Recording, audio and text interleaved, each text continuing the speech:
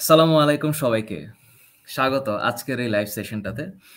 আমি আজকে আমার ২ প্রাক্তন শিক্ষার্থী আ নাবিল এবং সামিয়া মেহনাজ মালিহা এদের ২ জনকে নিয়ে উম একসাথে একটা লাইভ সেশনের আয়োজন করেছি এবং এই লাইভ সেশনটাতে কেন ওদেরকে এনেছি বিকজ এখন হচ্ছে নটরডেম এবং হলি ক্রসে ভর্তির জন্য আজকে ৭ই জানুয়ারি ২০২২ সো এই নটরডেম এবং হলি ক্রসে ভর্তির জন্য একঝাঁক শিক্ষার্থী যারা এবার রেজাল্ট ভালো করেছে এবং ভালো করে পড়াশোনা করার চেষ্টা করছে। এদেরকে এদের নিয়ে হচ্ছে লেখাপড়া করে কেমনভাবে লেখাপড়া করা উচিত, কি জিনিসগুলা লক্ষণীয়, কি জিনিসগুলা বর্জনীয়, এই জাতীয় বিষয়গুলা নিয়ে আলাপ করব। তো আমি ১ম এ প্রেজেন্ট করছি। সবাইকে আমি দেখতে পাচ্ছি। ওয়ালাইকুম আসসালাম যারা যুক্ত হয়েছ। তোমাদের সবার উপরে আল্লাহ তাআলার রহমত বরকত নাজিল হোক এবং আমি তোমাদের সবার উদ্দেশ্যে করে বলছি যে আমার ২ শিক্ষার্থীকে আমি আজকে আমন্ত্রণ জানিয়েছি। ওরা আমার আমন্ত্রণে সাড়া দিয়েছে এবং আমি ওদের কাছে কৃতজ্ঞ এবং সবার শেষে তোমাদেরকে বলতে চাই আমি অলরেডি দেখতে পাচ্ছি প্রায় ১ মিনিট ২০ সেকেন্ডে প্রায় ২০৮০ জন যুক্ত হয়েছ। আমি আরো একটু অপেক্ষা করে নিচ্ছি। সবাইকে নিয়ে ইনশাআল্লাহ একসাথে শুরু করতে চাই এই লাইভ ক্লাসটা।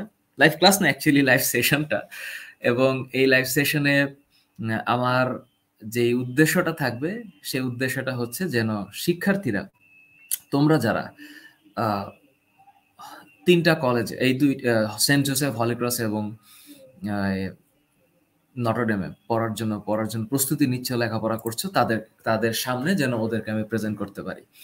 সো আমি যেটা জানানোর চেষ্টা করব তোমাদেরকে, আমি একটু দুঃখিত যে একটু দেরি হয়েছে আমার টেকনিক্যাল এররের কারণে।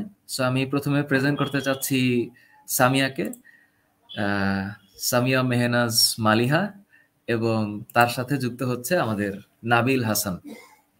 সো সামিয়া এবং নাবিল তোমাদের ২ জনকে অনেক আ শুভকামনা জানাচ্ছি তোমাদের জীবনে যা এই পর্যন্ত তোমরা অর্জন করেছো এটা সামনে আরো দীর্ঘায়িত হোক এবং আজকের লাইভে তোমাদের স্বাগতম। কেমন আছো সামিয়া? জি স্যার, ভালো আছি। আপনি ভালো আছেন? Thank you sir. হ্যাঁ, আমিও ভালো আছি। আর নাবিল কি খবর? বল। আলহামদুলিল্লাহ, ভালো আছেন?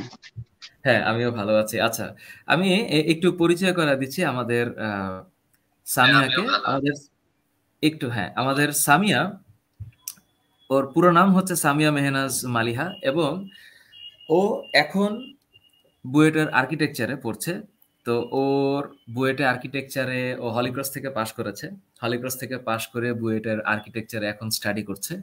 আমি ওর কাছ থেকে জানতে চাইবো যে ও কিভাবে এই জার্নিটা করেছে এবং এই জার্নিতে ওর প্রতিবন্ধকতা কি ছিল এবং এর সাথে হলিক্রসের ভর্তি প্রক্রিয়া থেকে শুরু করে ভর্তির দিন থেকে শুরু করে লেখাপড়া, ভর্তি পরীক্ষার দিন, প্রশ্ন, সেই সাথে ওর যে অভিজ্ঞতা এটা শেয়ার করার জন্য বলবো এবং এরপরে আমি নাবিলকে অনুরোধ করব নটরডেমে ও এই বছর নটরডেম থেকে এবার এইচএসসি পরীক্ষা দিয়ে এবার সে ভর্তি যুদ্ধে অবতীর্ণ হয়েছে এবং সেই ভর্তি যুদ্ধে সে আরো ভালো করার জন্য ভালো একটা বিশ্ববিদ্যালয়ে ভর্তির জন্য সে চেষ্টা করছে।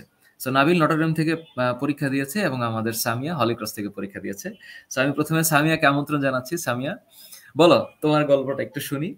তোমার এই হলিক্রসের জীবনটাতে তুমি কিভাবে ঢুকলা কলেজের ভিতরে এবং হলিক্রস নিয়ে তোমার মনের যেই কথাগুলো আছে আমাদের কাছে বলার মতো বলো। হ্যালো এভরিওয়ান, আসসালামু আলাইকুম। আমার নাম সামিয়া মেহনাজ মালিহা। আমি হলিক্রস কলেজ থেকে ২০২০ সালে এইচএসসি পাশ করেছি। বর্তমানে আমি বুয়েটে আর্কিটেকচার ডিপার্টমেন্টে একজন ছাত্রী। তো প্রথমে আমি ফাহাদ স্যারকে ধন্যবাদ জানাতে চাইবো আমাকে এত সুন্দর একটি সুযোগ করে দেওয়ার জন্য, আমার কলেজের এক্সপিরিয়েন্স শেয়ার করার জন্য। আজকের এই লাইভ সেশনে আমি চেষ্টা করব আমার হলিক্রস অ্যাডমিশন টেস্টের পূর্বে আমার প্রস্তুতি এবং হলিক্রস কলেজের আমার যে জার্নিটা ছিল সেটার এক্সপিরিয়েন্স তোমাদের সাথে শেয়ার করতে। আশা করি ভালো লাগবে এবং তোমাদের উপকারে আসবে। Thank you. অ্যাডমিশনের প্রথমে এসএসসি দেওয়ার পরে আমি প্রথমে কিছুদিন আমার কিছু ইন্টারেস্টের কাজে ব্যয় করি, কারণ আমাদের যে বাংলাদেশের শিক্ষা ব্যবস্থা, এখানে আমার মনে হয় যে এসএসসির পর যে সময়টুকু আমরা খালি পাই, এই সময়টুকুতে আমরা আসলে স্ট্রেস ফ্রি একটা সময় কাটাতে পারি। তো ওই সময় আমি আমার গানের প্রতি আমার অনেক বেশি আগ্রহ আছে, আর আমি ড্রয়িং করতে অনেক ভালোবাসি। তো গান, ড্রয়িং, পাশাপাশি আমার ইংলিশ ল্যাঙ্গুয়েজের প্রতি অনেক ইন্টারেস্ট আছে। এই ৩টা কাজে কিছুদিন সময় আমি ব্যয় করি বাসা থেকে পারমিশন নিয়েই। এরপরে আমি আবার এসএসসির সিলেবাসটাতে ব্যাক করি। তো এই সিলেবাসটা আমি কন্টিনিউয়াসলি রিভিশন দিতে থাকি। আমাদের যে বোর্ড থেকে যে বইগুলো দেওয়া হয় সেগুলো আমি রিভিশন দিয়েছি। এখানে প্রশ্ন আসে প্রথমেই যে হলিক্রস কলেজে ভর্তির জন্য কি কোচিং করা জরুরি নাকি না। তো এই প্রশ্নটা খুবই ক্রুশাল একটা প্রশ্ন। আমার কাছে মনে হয় যে এটা সম্পূর্ণরূপে শিক্ষার্থীর নিজের উপরে ডিপেন্ড করে। আমার ক্ষেত্রে যেটা ছিল, আমি ভর্তি কোচিং করিনি। আমার কাছে মনে হয়েছিল যে বোর্ডের যে বইগুলো আছে এগুলো আমি আমার এসএসসির পরীক্ষার প্রিপারেশনের জন্য আমার আয়ত্তে ছিল, এবং এটা যদি আমি কন্টিনিউয়াসলি রিভিশনের উপরে রাখি তাহলে আমি একটা ভালো পরীক্ষা দিয়ে আসতে পারবো। এজন্য আমি কোচিং করিনি। কিন্তু তোমার বিষয়টা তুমি নিজে বুঝবে, তোমার প্রিপারেশন কেমন এটা তোমার থেকে ভালো কেউ জানে না। সো তোমাকে বুঝতে হবে যে কোচিং করা কি তোমার জরুরি, তোমার কি আগের অধ্যায়গুলো বা কোনো জায়গায় যদি তোমার খালি থেকে থাকে, ল্যাকিংস থেকে থাকে, সেটা কি তোমার ফিল আপ করা জরুরি, তাহলে তুমি কোচিং করতে পারো। গাইডলাইন পেলে অনেকে ভালো করে, অনেকে নিজে নিজে ভালো করে। তো আমার ক্ষেত্রে আমি নিজে চেষ্টা করেছিলাম। ফিজিক্স, কেমিস্ট্রি, ম্যাথ, বায়োলজি, এই 4টা সাবজেক্ট আমাদের সায়েন্সের স্টুডেন্টের জন্য থাকে। তো আমি এই 4টা চেষ্টা করতাম প্রতিদিনই পড়ার বা প্রতিদিন প্র্যাকটিস করার। আরেকটা কোয়েশ্চেন ছিল যে ক্যালকুলেটর ইউজ করা যায় কিনা। এই প্রশ্নটা তোমরা সবাই অনেক বেশি করো। ক্যালকুলেটর ইউজ করা যায় না। এই সময়টাতে আমি সত্যি কথা বলতে ক্যালকুলেটর যে ইউজ করা যায় না এটা নিয়ে অনেক বেশি ভয় ছিলাম। তো আমি চেষ্টা করতাম যে ম্যাথমেটিক্স গুলাকে কিভাবে কম সময়ে সলভ করা যায়। একটা ম্যাথ সলভ করার অনেক ধরনের ওয়ে থাকতে পারে, কোন ওয়েতে সলভ করলে আমার কম সময় লাগছে এটা নিয়ে আমি একটু চেষ্টা করতাম নিজে নিজে বের করার, বা ক্যালকুলেটর ছাড়া ক্যালকুলেশনটা কিভাবে ইজি করা যাচ্ছে, ম্যাথের অনেক ধরনের ট্রিক থাকে, এগুলো আমি খাটানোর চেষ্টা করতাম। এইভাবে ফিজিক্স, কেমিস্ট্রি, ম্যাথকে আমি সবচেয়ে বেশি গুরুত্ব দিয়েছি। বায়োলজির প্রিপারেশন আলহামদুলিল্লাহ আমার ভালো ছিল। ফাহাদ স্যার আমার বায়োলজির টিচার ছিলেন 9-10-এ। তো বায়োলজির প্রিপারেশন আমার অনেক ভালো ছিল আলহামদুলিল্লাহ। বইটা ঘাটাঘাটি করলেই আমার একদম মানে পুরো বইটা মাথায় চলে আসতো। আর পাশাপাশি বাংলা, ইংলিশ, আইসিটির কথা যদি আমি বলি, তাহলে বোর্ডের যে বইটা এটাই আমার কাছে মনে হয় যথেষ্ট। এর বাইরে থেকে কোনো প্রশ্ন আসে না। তুমি যদি বোর্ডের বইটা ভালো মতো পড়ে রাখতে পারো তাহলেই কোয়েশ্চেন সব পারার কথা, আমার কাছে যা মনে হয়। এভাবে আমি আসলে প্রিপারেশন নিয়ে যাই। আর এখানে একটা ছোট্ট কথা বলা যেতে পারে যে কোচিং তুমি করো না করো এটা তোমার ব্যাপার, তবে আমার একটা ছোট্ট সাজেশন থাকবে যে মডেল টেস্ট দেওয়ার চেষ্টা করো। এই সময় বিভিন্ন ধরনের প্ল্যাটফর্ম থেকে, বিভিন্ন ধরনের টিচিং সেন্টার থেকে মডেল টেস্টের কোর্সেস অফার করা হয়, এগুলোতে এনরোল করতে পারো। কারণ আমার কাছে মনে হয় যে এসএসসির পরে যে একটা গ্যাপ যাবে, এরপরে হলে যাওয়ার পরে হলের যে এনভায়রনমেন্ট, এটার সাথে কোপ আপ করতে তোমার কিছু চ্যালেঞ্জেস ফেস করতে হতে পারে। যেমন টাইম ম্যানেজমেন্ট, বা তুমি নার্ভাস হয়ে যেতে পারো, হঠাৎ করে কোয়েশ্চেন দেখে মনে হতে পারে যে কোনটা আগে আনসার করব, কোন সাবজেক্টে আগে ধরলে আমার ভালো হবে। এই ধরনের ব্যাপারগুলো আমার মনে হয় মডেল টেস্ট দেওয়ার মাধ্যমে ওভারকাম করা সম্ভব। সো মডেল টেস্টের মাধ্যমে তুমি হলে বসা, হলের এনভায়রনমেন্ট, আশেপাশে স্টুডেন্টস থাকবে, ফিল আপ করা তোমার নাম, রোল, এটসেট্রা এটসেট্রা, যাওয়ার আগে যে প্রিপারেশনটা, এই ধরনের ব্যাপারগুলো যদি তুমি তোমার আয়ত্তে আনতে চাও তাহলে মডেল টেস্ট দেওয়া খুবই ভালো বলে আমি মনে করি। তো এই পর্যন্ত প্রিপারেশনের ব্যাপারটা যদি, স্যার আমি কথা শুনতে পাচ্ছি না স্যার। মডেল টেস্টটা হচ্ছে ফ্যাক্টর। সো মডেল টেস্টের জি স্যার। ক্ষেত্রে হ্যাঁ, আমার মনে হয় যে যেহেতু মানে বইটা main fact, but the thing is এই বছরটা একটু ব্যতিক্রম ছিল, তাই না? কারণ সবাই জি তো স্যার। আসলে এই বছর পরীক্ষা দিয়েছে মাত্র 3টা সাবজেক্টে। জি কিন্তু স্যার। যে হচ্ছে অনেক দিন, যেমন ধরো যেদিন শর্ট সিলেবাসটা দিল এসএসসি 2021, যেহেতু আমরা 2021টাকে এখন ফোকাস করছি, জি স্যার। এসএসসি 2021-এ হচ্ছে মডেল টেস্টটা দিল, আই মিন শর্ট সিলেবাস দিল। শর্ট সিলেবাসের মানে সাবজেক্ট ছিল 3টা। তো 3টা সাবজেক্টের মধ্যে পরীক্ষা দিয়ে ওরা কিন্তু এই 3টা সাবজেক্টই ভালো মতো পড়ছে। কিন্তু যেই অ্যাডমিশনের যে সার্কুলার নটরডেম, হলি ক্রস এবং সেন্ট জোসেফে, সেখানে কিন্তু বাংলা, ইংরেজি, আইসিটি, সেন্ট জোসেফের সাধারণ জ্ঞান, উচ্চতর গণিত, জীববিজ্ঞান সবই তো আছে। কেন উচ্চতর গণিত জীববিজ্ঞানের কথা বললাম? কারণ এবার এসএসসি পরীক্ষা যার হায়ার ম্যাথ ছিল সে কিন্তু মানে ওই বায়োলজি পরীক্ষা দেয় নাই। আবার যে বায়োলজি পরীক্ষা দিচ্ছে সে কিন্তু হায়ার ম্যাথ পরীক্ষা দেয় নাই, তার মানে সে পড়েও নাই। তার মানে এখানে কিন্তু একটা প্র্যাকটিসের গ্যাপ থেকে গেছে, বিশেষ করে এই সালটাতে। এটা একটা বিষয় ছিল। সুতরাং আমি চাইবো যে যারা এবার নটরডেম থেকে হলি ক্রস, মানে নটরডেম, হলি ক্রস এবং সেন্ট জোসেফে পরীক্ষা দিতে চায়, এদের দুইটা জিনিস লক্ষণীয় হবে। যেই সাবজেক্টগুলো ওরা পড়ে নাই সেই সাবজেক্টগুলো যেন এরা একটু ভালো করে অনেক মনোযোগ দিয়ে পড়তে পারে, এটা হচ্ছে টার্গেট। আচ্ছা, এবার একটু নাবিলের মুখ থেকে শুনি। নাবিল, নটরডেমের গল্পটা একটু বল তুই, শুনি। আচ্ছা স্যার, কিভাবে শুরু করব প্রথমে? মানে আমার আচ্ছা নিজের তুই চান্স দিয়ে নাকি? আচ্ছা তুই ফার্স্টে এটা বল যে তুই যখন ভর্তি পরীক্ষা দিয়েছিলি তখন তোর এক্সপিরিয়েন্সটা কি, কিভাবে পড়াশোনা করেছিলি, এবং ভর্তি পরীক্ষার দিন কি হয়েছিল? ভর্তি পরীক্ষার দিন হলে যে গেলি, পরীক্ষা দিলি, কয়টার সময় পরীক্ষা দিলি, কখন ভাইবা হইলো, ভাইবাতে কি জিজ্ঞেস করলো, এই জিনিসগুলো শেয়ার কর। ওকে, তো হ্যালো এভরিওয়ান, আসসালামু আলাইকুম। আমি নাবিল। এবার নটরডেম কলেজ থেকে এইচএসসি পরীক্ষা দিলাম। তো আমি এবার মানে গতবার যারা পরীক্ষা দিয়েছে তাদের আগের বার পরীক্ষা দিয়েছিলাম আর কি, মানে আমাদের লিখিত পরীক্ষা এবং ভাইবা দুইটাই হয়েছিল। সো প্রথমত আমি আমার এসএসসি থেকে শুরু করি। আসলে এসএসসি পরীক্ষাটা যখন দেই, তখন এসএসসি পরীক্ষার রেজাল্টের পর একটা আসলে খুব ভালো, মানে আমার রেজাল্ট আসছিল আর কি।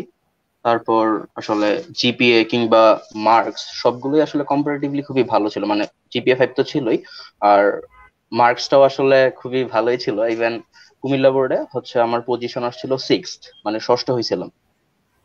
তো তারপর মেইন কথা যেটা, সেটা আসলে নটরডেমের জন্য যে আমার প্রিপারেশনের ব্যাপারটা, সেটা আমার ফ্যামিলিগত কারণেই কিংবা আরো কয়েকটা কারণে আহ, অনেক আগে থেকেই আসলে এটা আমার এক ধরনের বলা যায় যে ইউনিভার্সিটির জন্য যেমন আমাদের এখন স্বপ্ন আছে কিংবা বুয়েট মেডিকেলের জন্য, সো ওই রকম একটা খুব ভালো লেভেলের আমার আকাঙ্ক্ষা ছিল আর কি নটরডেম কলেজের প্রতি। কারণ অনেকগুলা কারণ আছে এর মধ্যে, সো এগুলাতে আর না যাই। আহ আমার তারপর যদি আসলে এসএসসি পরীক্ষার পর অ্যাডমিশনের ব্যাপারে বলি, অ্যাডমিশন পরীক্ষার আগে আহ, অনেকেই আসলে দেখতাম যে কোচিং এর ব্যাপারটাতে আসলে খুবই ফোকাস করতো আর কি, মানে কোচিং করার ব্যাপারটাতে অনেকের ইনভলভ ছিল। তো আসলে এটা 50-50 ভ্যারি করে আর কি। যেমন কেউ যদি আসলে মানে নিজের উদ্যোগে পড়ার একটু চেষ্টা করে, সো ওই ক্ষেত্রে আসলে কোচিং এর ব্যাপারটা খুব একটা লাগে না। যেমন আমি নিজে কোচিং করি নাই, আমি বাসায় বসে বসে যে সাবজেক্ট গুলো থেকে আসলে বেশি কোশ্চেন আসে, তো ওই সাবজেক্ট গুলা, যেমন ম্যাথমেটিক্স থেকে খুব বেশি কোশ্চেন আসবে, এবারও আসবে ইনশাল্লাহ, কারণ এটা প্রত্যেকটা বছরই ম্যাথমেটিক্স থেকে, বিশেষ করে হায়ার ম্যাথ থেকে খুব বেশি কোশ্চেন আসে। তো আমি আসলে এই সাবজেক্ট ওয়াইজ আসলে যেগুলো ক্রনোলজিক্যালি সবচেয়ে বেশি আসে, তো ওই সাবজেক্ট ওয়াইজ আমি প্র্যাকটিস করে যাইছিলাম যত 1-1.5 মাস সময় পাওয়া গেছিল ওইরকম। আর প্রিপারেশনের ক্ষেত্রে আসলে এই তো প্রিপারেশনের ব্যাপারটা মোটামুটি এরকমই ছিল। আর যদি আমি বলি অ্যাডমিশন যখন সার্কুলারটা দেয়, তখন সার্কুলার দেখে মানে যখন অ্যাটেম্প্ট করব, তখন মানে পরীক্ষার অ্যাডমিশনের জন্য আসলে যখন অ্যাটেম্প্ট করব, তখন একটা খুব ভালো ভয় কাজ করতেছিল যে আসলে চান্স হবে কি হবে না। কারণ আমি আসলে এটার প্রতি খুবই হাইপ ছিলাম, মানে আমার চান্স হইতেই হবে এরকম একটা মনোভাব ছিল আর কি। তো এই কারণে আসলে মানে প্রথম ভর্তি পরীক্ষার আগে 2-1টা দিন খুবই নার্ভাসনেস কাজ করছিল। তো তারপর আসলে একটু ফ্রি হইলাম। ফ্রি হওয়ার পর প্র্যাকটিসের যে ব্যাপারটা, পরীক্ষার জন্য আসলে যেটা লাগবে একটু মানে রিয়েল চিন্তা ভাবনা করে, তারপর আসলে প্র্যাকটিসের দিকে জোর দিতে থাকলাম, এন্ড দেন অ্যাডমিশন তো আসলো। এবার অ্যাডমিশনের ব্যাপারে আসলে আমার ভাইবা নিয়ে খুব ভয়ঙ্কর অভিজ্ঞতা আছে। কারণ আমার রিটেন যে পরীক্ষাটা হয়েছিল, আমি রিটেনের ব্যাপারে কিছুক্ষণ পরে, স্যার আপনাকে শুনতে পাচ্ছি না? মানে এটাই শুনতে চায় যে স্টুডেন্টরা যেটা সবচেয়ে বেশি টেনসড হয়, যে তোরা তো 60 মার্কে এমসিকিউ পরীক্ষা দিছিলি, তাই না? না না, না, আমার তুই তো পরীক্ষা, হ্যাঁ বল। না না, আমারটা ছিল টোটাল 40টা কোশ্চেন ছিল, এর মধ্যে 20টা আচ্ছা, ছিল তোদের সময়। এসএকিউ টাইপের। হ্যাঁ, আচ্ছা। এসএকিউ টাইপের ছিল 40টা, যে আরে 20টা, যেটার হ্যাঁ। মার্কস ছিল 40, মানে প্রত্যেকটা 2 মার্ক করে। আর এমসিকিউ ছিল মানে মাল্টিপল চয়েস কোশ্চেন টাইপ ছিল 20টা, ওইগুলো হচ্ছে 1 নাম্বার করে। তো টোটাল হ্যাঁ 60 মার্কের পরীক্ষা হলো 1 আওয়ার। আচ্ছা দাঁড়া, এবার আমি একটু সামিয়ার কাছ থেকে শুনি, তোমার পরীক্ষার সময় তোমার মার্কস ডিস্ট্রিবিউশন কেমন ছিল? স্যার 1 আওয়ারে 60 মার্কসের এমসিকিউ ছিল। আচ্ছা, হলিক্রসে ছিল 60 মার্কের এমসিকিউ, আর তুই যখন Yes, sir. পরীক্ষা দিছিলি তখন তোদের একটা এসএকিউ ছিল, রাইট? জি, এসএকিউ আচ্ছা ছিল 20টা, সেই আচ্ছা জি 20টা ছিল। প্রত্যেকটা হচ্ছে 2 মার্কস করে। তাহলে তুই আমাকে বল সকাল কয়টায় তুই পরীক্ষা দিতে ঢুকলি? আচ্ছা ঠিক আছে। আসলে পরীক্ষার হলে যে ব্যাপারগুলো হয়েছিল এগুলো তো একটু পরে অবশ্যই শেয়ার করব। তার আগে হচ্ছে পরীক্ষার দিনের ব্যাপারগুলো বলি। পরীক্ষার আচ্ছা বল। আগের দিন রাতে যখন আমি পরীক্ষা দিব, আসলে আমার ফ্যামিলি থেকেই, মানে আমার বড় ভাইয়া যিনি এখন ব্যাংকে জব করেন, তো উনি হচ্ছে আসলে প্রত্যেকটা জিনিস, আমার সার্কুলার থেকে শুরু করে যত ধরনের ফর্ম ফিল আপ যা কিছু আছে সবকিছু হচ্ছে ভাইয়া শুধু করতো, মানে আমার খুব অল্প কাজে আমার নিত আর কি। তো ওকে ফাইন, সবকিছু ঠিকঠাক। পরীক্ষার আগের দিন রাতে সবাই বলে না যে পরীক্ষার আগের দিন রাতে একটু সকাল সকাল ঘুমায় পড়তে হবে, হ্যাঁ মানে 10টা 11টার দিকে ঘুমায় পড়তে হবে। আমি চেষ্টা করতেছি আসলে মানে মোটামুটি 8টা 9টা থেকেই, বাট ঘুম আসতেছে না। ঘুম 2টা 3টা পর্যন্ত ঘুম আসতেছে না। তো টেনশনটা মানে ঘুম সবারই আসলে থাকে, লিটারালি বুঝছেন? খুব হ্যাঁ একটা হয়ই নাই, ঠিক আছে। হ্যাঁ হ্যাঁ হ্যাঁ। শুধু আচ্ছা ভাবতেছিলাম আসলে আগামীকালকে হুম, কি হবে, কিন্তু আমার আচ্ছা প্রিপারেশন ছিল হচ্ছে খুবই পারফেক্ট, মানে আমি প্রিপারেশন হচ্ছে একদম ফুল কনফিডেন্ট ছিলাম। আচ্ছা, তুই যে জি স্যার, কিছু কনফিডেন্ট হইলি, বলতে চাচ্ছিলেন। এই তুই যে কনফিডেন্ট হইলি, তুই আমাকে বল তুই কোন মানে 1 মিনিটের মধ্যে বলবি। তোদের তো ফুল বইয়ের উপরে পরীক্ষা হয়েছে তাই তো, এবং সবগুলা সাবজেক্টেরই জি, টার্গেট ছিল। এইবার কিন্তু যেটা হচ্ছে কাহিনীটা সেটা, এবার কিন্তু শর্ট সিলেবাসে পরীক্ষা হবে।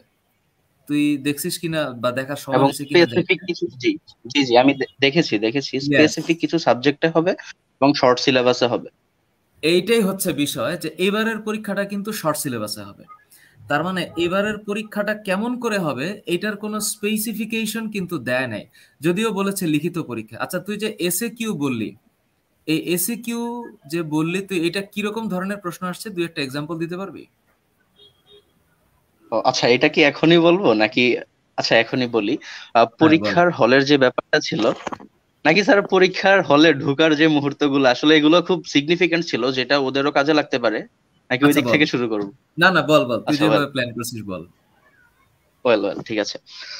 তো পরীক্ষার দিন সকালবেলা হচ্ছে 8টা বাজে আমার পরীক্ষা ছিল, হচ্ছে সকাল 8টার দিকে, প্রবাবলি হ্যাঁ 8টার দিকে আমার পরীক্ষা ছিল, একদম ফার্স্ট বেচে অনেকগুলা পোর্শনে পরীক্ষা হবে। 8টা 10টা 12টা 2টা 4টা এরকম ভাবে হচ্ছে 2 দিনের মধ্যেও হইতে পারে পরীক্ষা, ঠিক আছে। সো আমি হচ্ছে একদম প্রথমেই পরীক্ষা দিছিলাম, আমার মানে ভাইয়া খুবই তাড়াতাড়ি হচ্ছে ফর্ম ফিল আপ করে ফেলছিল আর কি। তো পরীক্ষা হচ্ছে সকাল 6টা 10-এর দিকে বের হয়ে গেলাম, মোহাম্মদপুর থেকে বের হয়ে গেলাম মতিঝিলের উদ্দেশ্যে। তো পরীক্ষার মানে সেন্টারে আসার পর আসলে আরো বেশি নার্ভাস হয়ে গেছিলাম, কারণ কি আমাদের হচ্ছে প্রত্যেকটা পোর্শন যখন পরীক্ষা নিত, মানে 8টার যে টাইমটাতে পরীক্ষা নিছিল তখন স্টুডেন্টস মানে পিওর স্টুডেন্টস ছিল হচ্ছে 4000। আবার প্রত্যেকটা স্টুডেন্টের সাথে হচ্ছে 2জন 3জন করে গার্ডিয়ান থাকে। তো এতটুকু একটা এরিয়ার মধ্যে আসলে প্রচুর মানুষ হয়ে গেছিল। হুম। আবার সবাই দেখতেছি পড়তেছে, মানে এক একজনের কি এক অবস্থা। তো এইগুলা দেখে একটু আসলে নার্ভাসনেসও কাজ করতেছিল। তারপরে হ্যাঁ আসলে হ্যাঁ। নিজের প্রতি কনফিডেন্ট ছিলাম, কারণ নিজের প্রিপারেশনের প্রতি খুব ভালো আস্থা ছিল। তারপরে হচ্ছে পরীক্ষার হলে, আচ্ছা আমি এটা সবাইকে সাজেস্ট করব, তোমরা যখন যেদিন পরীক্ষা থাকবে পরীক্ষার মিনিমাম 1.5 থেকে 2 ঘন্টা আগে বাসা থেকে বের হয়ে যাবা, যেন 40 মিনিট কি 1 ঘন্টা আগ পর্যন্ত, মানে আগেই তোমরা ইয়েতে থাকতে পারো, কলেজের সামনে থাকতে পারো। কারণ তখন বেশ কিছু হচ্ছে অ্যানাউন্সমেন্ট দেয়, যেমন আমাদের ক্যালকুলেটরের বিষয়ে, এটা নিয়ে হিউজ কোশ্চেন থাকে যে ক্যালকুলেটর কি নিব কি নিব না এরকম ব্যাপারগুলা। তো আমি হচ্ছে 2টা ক্যালকুলেটর নিয়ে গেছিলাম, ভাবছিলাম আরেকটা নিয়ে যাব, ওই যে মুদি দোকানে যে ক্যালকুলেটর গুলো ইউজ করে ওইগুলো একটা নিয়ে যাব। তুই কি আর করবি দুইটা হচ্ছে 100 ক্যালকুলেটর এমএস দিয়ে? এর একটা, না না এই তো আমি কেন কেন নিয়ে গেছি আসলে আমি বলি কেন নিয়ে গেছি। হ্যাঁ, বল বল কারণ হচ্ছে বল। কলেজের সামনে তো হচ্ছে আমাদেরকে এই যে ক্যালকুলেটর নিতে পারবো কি পারবো না, কিংবা কোনটা নিতে পারবো ওই ব্যাপারে হচ্ছে একটা তাহলে আমাদেরকে দিক এদিক নির্দেশনা থেকে দিবে। তাহলে তো তো এদিক থেকে হলিক্রস আগেই বলে দিছে বাবা, নো ক্যালকুলেটর। তারপর সামিও তো, আচ্ছা, সামিওদের তো কোনো নটরডেমের ক্যালকুলেটর হিসাব সার্কুলেটর, নাই। না স্যার, আমিও ক্যালকুলেটর নিয়ে গেছিলাম, কারণ আম্মু বলছিল যে বাই এনি চান্স যদি যেয়ে দেখো যে ক্যালকুলেটর অ্যালাউ করতেছে তখন কি করবা, এজন্য আমি তারপর নিয়ে কি হইলো গেছিলাম। এটাই এই হলিক্রসে? না আমার কাছে রেখে ঢুকে গেছে। তার মানে না ক্যালকুলেটর অ্যালাউড না। দাঁড়া, নাবিল অনেকক্ষণ বলছিস তুই। আচ্ছা নাবিল শেষ করুক, তারপর আমি মালিহার কাছে আসতেছি। নাবিল তুই একটা পোরশন এসে থামবি, বলতে থাক। আচ্ছা ঠিক আছে। তো ক্যালকুলেটর আসলে দুইটা নিয়ে যাওয়ার পিছনে রিজনটা এটাই ছিল, যেটা আমাকে যদি অ্যালাউ করে নেওয়ার জন্য আমি ঠিক সেটা নিয়ে যাব, কিন্তু দুর্ভাগ্যজনক বিষয় ছিল একটা ক্যালকুলেটর আমার নিতে দেয় নাই। মানে কোনো ক্যালকুলেটরই অ্যালাউড ছিল না, ওরা বারবার বলে দিচ্ছিল যে কোনো ক্যালকুলেটর অ্যালাউড না। তারপরে ওরা খুব সারিবদ্ধভাবে সাজায়। এই কারণ এই কারণে আমি বলছি যে তোমাদের যখন পরীক্ষা থাকবে যেই টাইমটাতে, সেটার মিনিমাম 1 আওয়ার আগে যেন তুমি কলেজের সামনে উপস্থিত থাকতে পারো। একটু বোরিং ফিল হইতে পারে কারণ অনেক মানুষ থাকবে তো।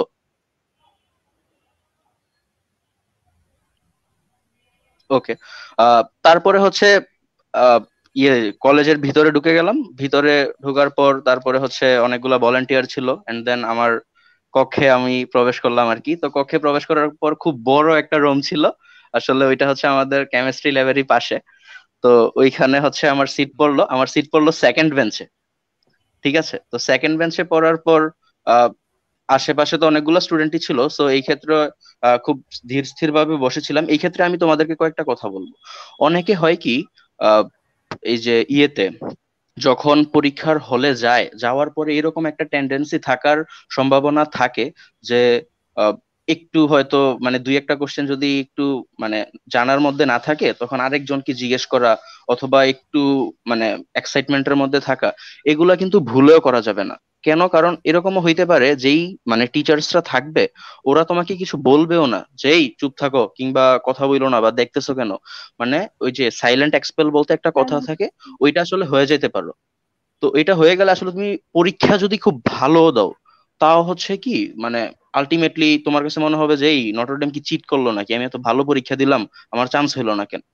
সো এই ব্যাপারগুলা কারণ কি, কারণ তোমার হচ্ছে সাইলেন্ট এক্সপেল আগেই হয়ে গেছে। সো এই ব্যাপারগুলো হচ্ছে মাথায় থাকতে হবে, মানে তুমি একদম পিওর যা পারো, একদম সেই মনোভাবটা নিয়ে যাবা যে যা আমি পারি সেগুলোই হচ্ছে আমাদের মধ্যে যা কমন আসবে, ওই ব্যাপারগুলো নিয়ে মানে ওই ব্যাপারগুলো হচ্ছে আমি অ্যান্সার করব। আর কোশ্চেনের ব্যাপারে এবং কোন কোশ্চেন প্যাটার্ন কিংবা আদার্স যে জিনিসপাতিগুলো আছে, এগুলো আমি একটু পরে বলবো। আমি এখন আসলে স্যারের কাছে যেতে যাচ্ছি, স্যার আসলে আর কোনো স্টেজ আছে কিনা। আচ্ছা ঠিক আছে, থ্যাঙ্কস। তুই এটা তার মানে দুইটা পয়েন্ট হচ্ছে, আমি এটা আমার ব্যাচে বলছি সবাইকেই যে মোটামুটি এটা কনফার্ম যে সাইলেন্ট এক্সপেল এটা হলিক্রসেও আছে এবং হচ্ছে নটরডেমেও আছে। এখন আমি একটু সামিয়ার কাছে জানতে চাই, সামিয়া তুমি যখন ভর্তি পরীক্ষা দিতে গেলা হলিক্রসে, তখন তুমি কলেজের ঢোকার পরের তোমার গল্পটা একটু শুনি, যে কলেজে তুমি ঢুকছো, তুমি প্রিপারেশন নিয়ে টিয়ে গেলা এক্ষেত্রে। আচ্ছা, পারমিট স্লিপের যে ব্যাপারটা, জি অ্যাপ্লিকেশন স্যার। প্রসেস করার পরে, এইটা তোমার কাছ থেকে একটু জানি, যেন হলিক্রসে যারা নতুন যাবে এরা যেন তোমার কাছ থেকে একটা সাপোর্ট পায়। জি স্যার, আমি এটা বলতে চাচ্ছিলাম যে হলে ঢোকার আগের কথা যদি বলি, আমরা সবাই দাঁড়িয়েছিলাম বাইরে। তো ঢোকার সময় লাইন করে ঢোকাচ্ছিল। ওই সময় গেটের সামনে একটা মেয়ে আর কি খুব প্যানিক করছিল একদম, মানে মনে হচ্ছে মানে কান্নাকাটি করছে, একদম খুব টেনশনে, একদম ঘেমে যায় না, বোঝা যায় না যে একদম প্যানিক করছে পুরা সেরকম। তো পরে কারণ জানতে পারলাম যে অ্যাপ্লিকেশন পারমিট স্লিপ যেটা থাকে, যেটা দেওয়া হয়, এটা নিয়ে আসতে হয়, কিন্তু এটা ও কোনো একটা কারণে আনতে ভুলে গিয়েছিল। তো পরে ওকে, ফরচুনেটলি ওর বাসা খুব বেশি দূরে ছিল না, তাই আবার গাড়িতে করে আবার যেয়ে তারপরে ওই পারমিট স্লিপটা নিয়ে এসে তারপরে ও পরীক্ষা দিতে বসতে পেরেছিল। কিন্তু এই যে মানে প্যানিক অ্যাটাক করা বা স্ট্রেস নেওয়া, এই ব্যাপারগুলোর ফলে হলে কিন্তু এফেক্ট পড়ে। ওর হয়তো বা নার্ভাসনেস কাজ করছিল বা হাত কাঁপে অনেক সময়, অনেকের এক একজনের এক এক রকম হতে পারে। তো এই জিনিসটা আমি বলবো যে পরীক্ষার আগের রাতে তুমি একটা লিস্ট করে নাও যে তুমি কি কি নিয়ে যেতে হবে তোমাকে পরের দিন, অ্যাজ ইন তোমার পেন্সিল বক্স, তারপর ক্যালকুলেটর তো অ্যালাউড না, পারমিট স্লিপ, তোমার অ্যাডমিট কার্ড এটসেট্রা, যে জিনিসগুলো তোমার লাগবে এগুলোর একটা লিস্ট করে নাও। সকালবেলা উঠলে তুমি কি কি নিয়েছো চেক লিস্টের মতো প্রত্যেকটা পাশে যদি একটা টিক দিয়ে তুমি বের হয়ে আসো, তাহলে এই জিনিস ব্যাপারটা সম্পর্কে নিশ্চিত থাকা যায়, তুমি নিজে শিওর থাকতে পারবে যে হ্যাঁ আচ্ছা আমি সব নিয়েছি।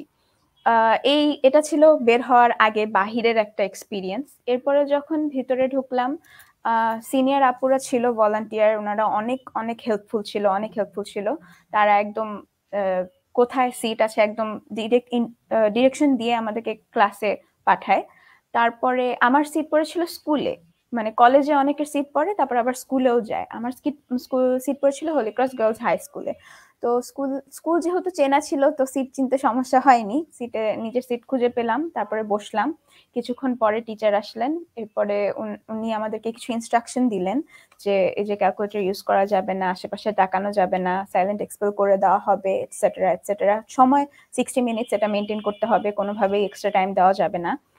এভাবে প্রথমে ইনস্ট্রাকশন দিল, তারপরে উনি কোয়েশ্চেন দেয় আমাদেরকে। কোয়েশ্চেনে প্যাটার্ন সম্পর্কে অনেকে প্রশ্ন করেছিল যে সাবজেক্ট ওয়াইজ কি ধরনের প্রশ্ন থাকে। আমি আমার বছরেরটা বলতে পারি যে বাংলাতে 5টা প্রশ্ন ছিল। তোমাদের অনেকের প্রশ্ন থাকে যে ফার্স্ট পেপারই শুধু না second paper, first paper second paper both, দুটো থেকেই কোয়েশ্চেন থাকে। ব্যাকরণেরও কোয়েশ্চেন থাকবে, বাংলা ফার্স্ট পেপার গদ্য পদ্য থেকেও প্রশ্ন থাকবে। আর ইংলিশের ক্ষেত্রে হয়তো বা 3টা বা 4টা ছিল, আমার এক্স্যাক্টলি মনে নেই। ওখানে গ্রামারকে সবচেয়ে বেশি ইম্পর্টেন্স দেওয়া হয়, parts of speech, composition, articles, right form of verbs, এগুলো মানে এসএসসি তে যে ধরনের গ্রামার্স আমরা পড়ে এসেছিলাম সেই ধরনের গ্রামার্সে বেশি কি বলবো এমফাসিস করা হয়। আর আইসিটি তে 2টো প্রশ্ন ছিল আইসিটি থেকে। আর ফিজিক্স কেমিস্ট্রি ম্যাথে প্রায় সমান সমান প্রশ্ন থাকে, বায়োলজি থেকেও। ম্যাথের প্রশ্নগুলো একটু প্র্যাকটিস করে যাওয়া ভালো, যেহেতু ক্যালকুলেটর থাকবে না, সো এটা তোমার নিজে নিজে প্র্যাকটিস করতে হবে ভালো মতো। আর ফিজিক্সের প্রশ্ন এমন থাকবে যে তুমি ক্যালকুলেটর ছাড়াই যেন করতে পারো। এই ছিল প্রশ্নর ক্ষেত্রে। আরেকটা জিনিস বলা যেতে পারে যে কোন প্রশ্নটা তুমি কতক্ষণ সময় দিবে, এটা একটা ক্রুশাল ব্যাপার। তুমি পারছো না বলে ওটা নিয়ে বসে থাকবে, এটা হবে না। যখন দেখবা যে পারছো না, তখন সেটা স্কিপ করে তোমাকে একবার পুরো 60টা প্রশ্ন একবার যেতে হবে, যাতে করে তুমি বুঝো যে 60-র মধ্যে তুমি কয়টা পেরেছো, তুমি দাগিয়ে ফেলেছো। এই কনফিডেন্সটা যেন তোমার থাকে। সেকেন্ড বার এসে তুমি আবার যখন রিভাইজ করবে, তখন যে কয়টা পারোনি বা মনে হচ্ছে যে একটু সময় দিলে হয়তো বা ক্র্যাক করে ফেলতে পারবে, সেই প্রশ্নগুলোতে সময় দাও।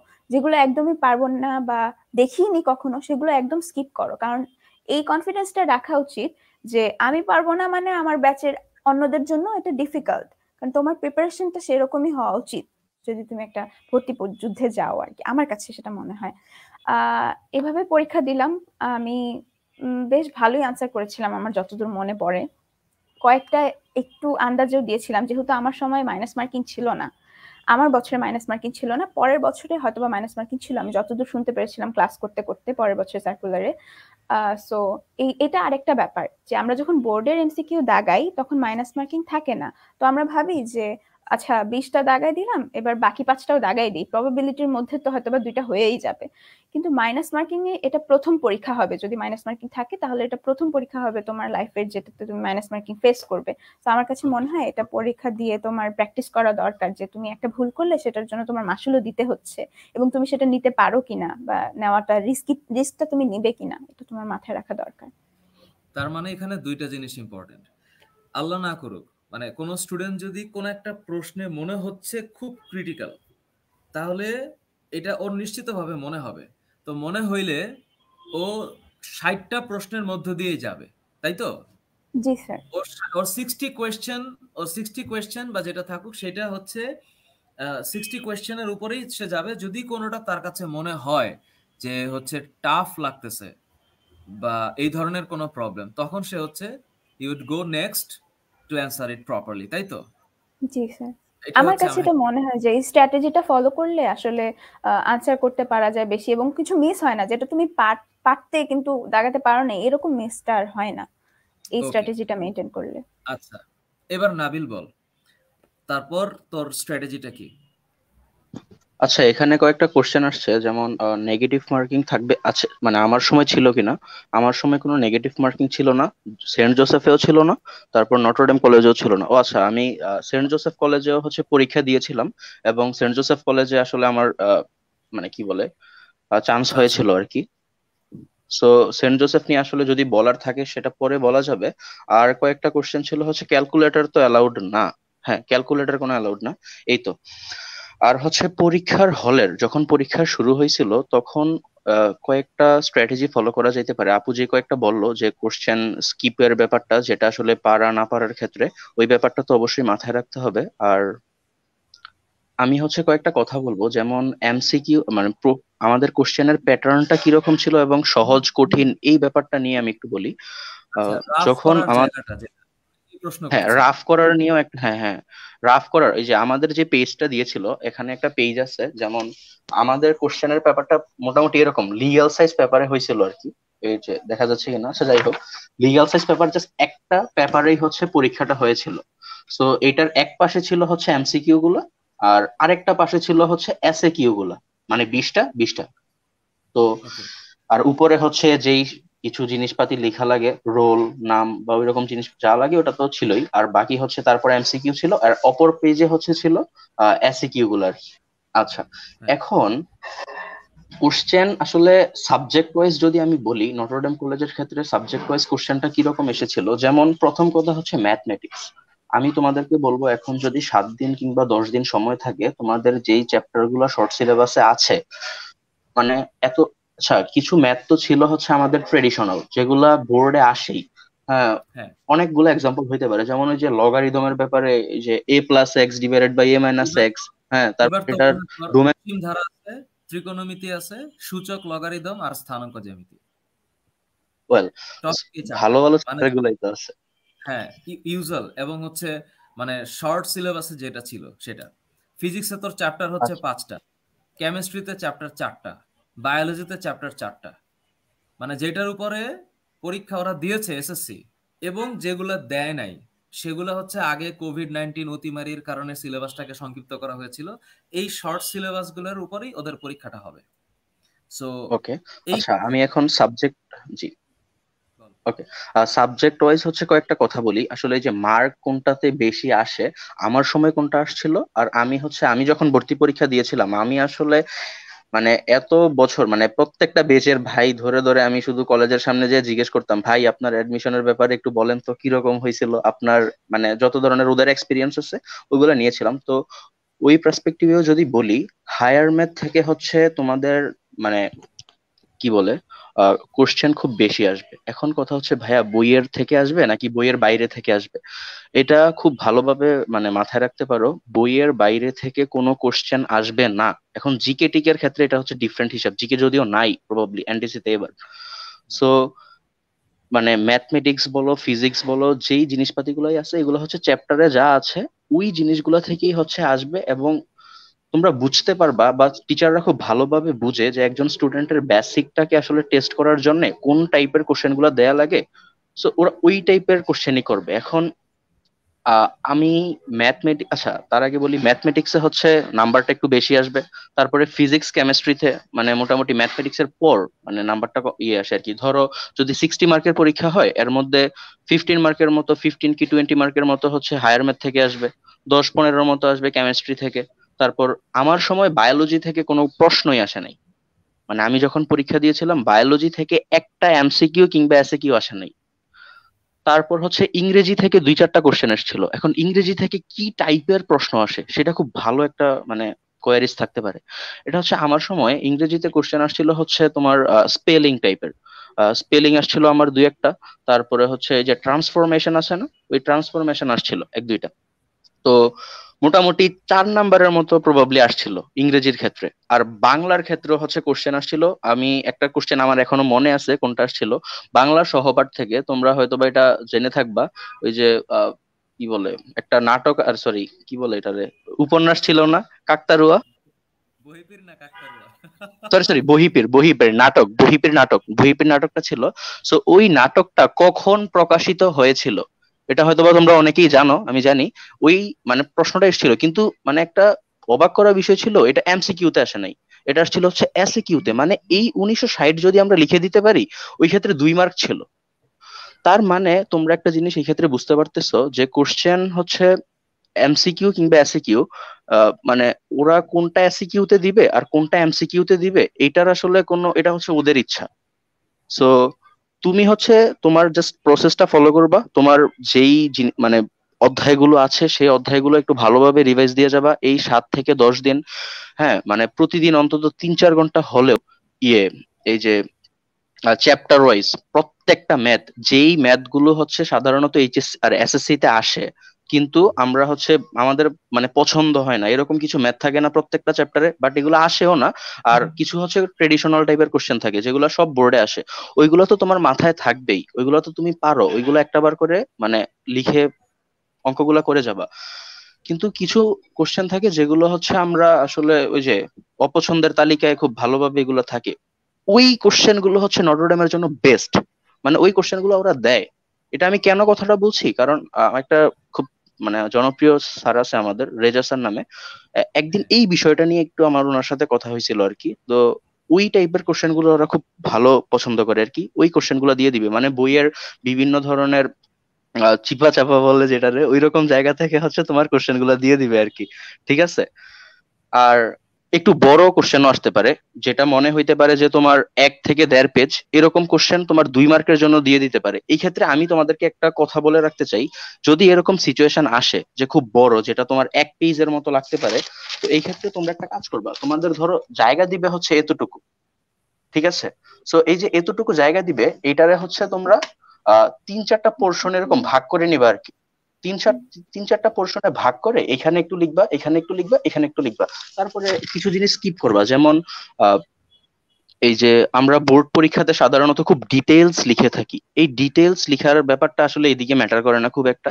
তুমি পারো কিনা ওইটা আসলে ওরা বুঝে যাবে। সো ওইরকম কয়েকটা লাইন হচ্ছে মাথায় রেখে করে, তারপর একটু যত ছোট করে করা যায় এবং দ্রুততার সাথে করা যায়, এই ব্যাপারটা হচ্ছে মাথায় রাখতে হবে। ফিজিক্সের ক্ষেত্রে আমি একটা কথা বলতে পারি, ফিজিক্সের কোশ্চেন গুলো কেমন হয়। ফিজিক্সের হচ্ছে আহ যেমন একটা কোশ্চেন আমার মনে পড়ে, এই যে বলের ঘাত বলতে একটা টপিক আছে না, যে ভরবেগের পরিবর্তন, এসএসসি তো এটা আছে। সো একটা বল হচ্ছে একটা দেয়ালে একটা স্ট্রেট লাইন বরাবর হচ্ছে থ্রো করছিল একটা সার্টেন বেগে, আবার এটা ফিরে আসছে। তো বলের ঘাত কত, এটা হচ্ছে এসিকিউ তে আসছিল। তো খুবই সিম্পল কোশ্চেন, এরকম কোশ্চেন হয়। কেমিস্ট্রি থেকে আমি একটা মানে আমার কোশ্চেন মনে পড়ে, যেমন পর্যায় সারণীর একটা ইতিহাস আছে না, প্রথম দিকেই, প্রথম 2-1 পেজে, যে কত সালে কে কি করছিল।